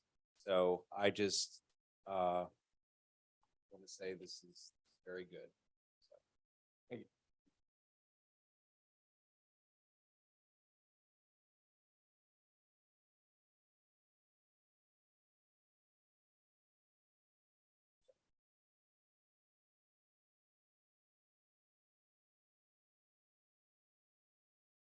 All right. You guys wanna go? Go. You're good?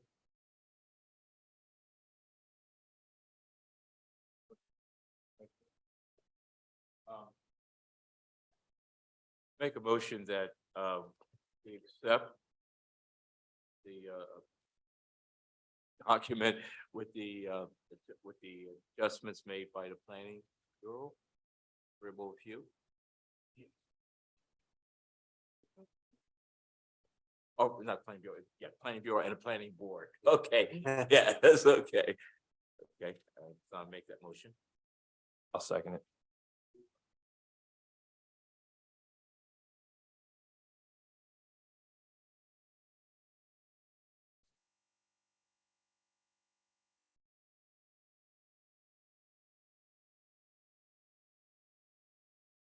Back my second.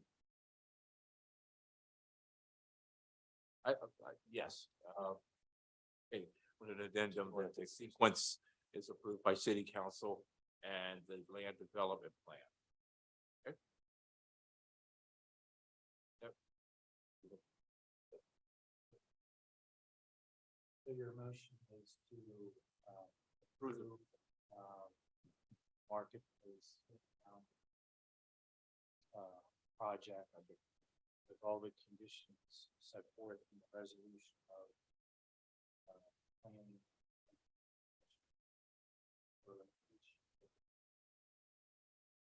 along with.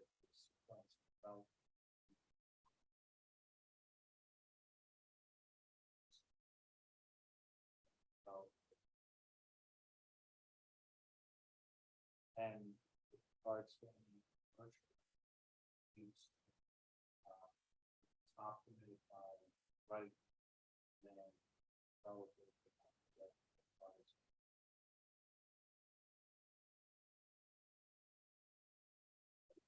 Just a clarification, maybe I'm wrong about this. I thought the planning commission, one of their conditions was to approve it with the recommended special exception for what the proposal is right now. Isn't that what? Yeah. Right. So that's in the resolution. Okay. So it's something other than that relief. So that relief is than- being granted, special exceptions being granted. And then if other relief is required, just like any other time, they would have to come back for other relief. Yes, it is. I will second that motion. Been moved and properly second. Questions? All in favor? Aye. Exceptions? Thank you, gentlemen. Thanks, guys. Motion Mr. Chairman, passes. just before you go, to be fair to what the council's requested, you could do a motion to reopen the other one and sequence them with the same condition if the board is so inclined, because you have not adjourned for the evening, or do you want to leave it as is? I'll leave that as is. Okay. Okay. I'll leave it as is. Yes, I want to say, council, this will come up to council working session or, No, they'll have land development plans that come in. okay, so. Which they're aren't part of here yet. legislation. Okay. Make a motion to adjourn. Okay. So, second. All in favor? Aye. You're easy, this.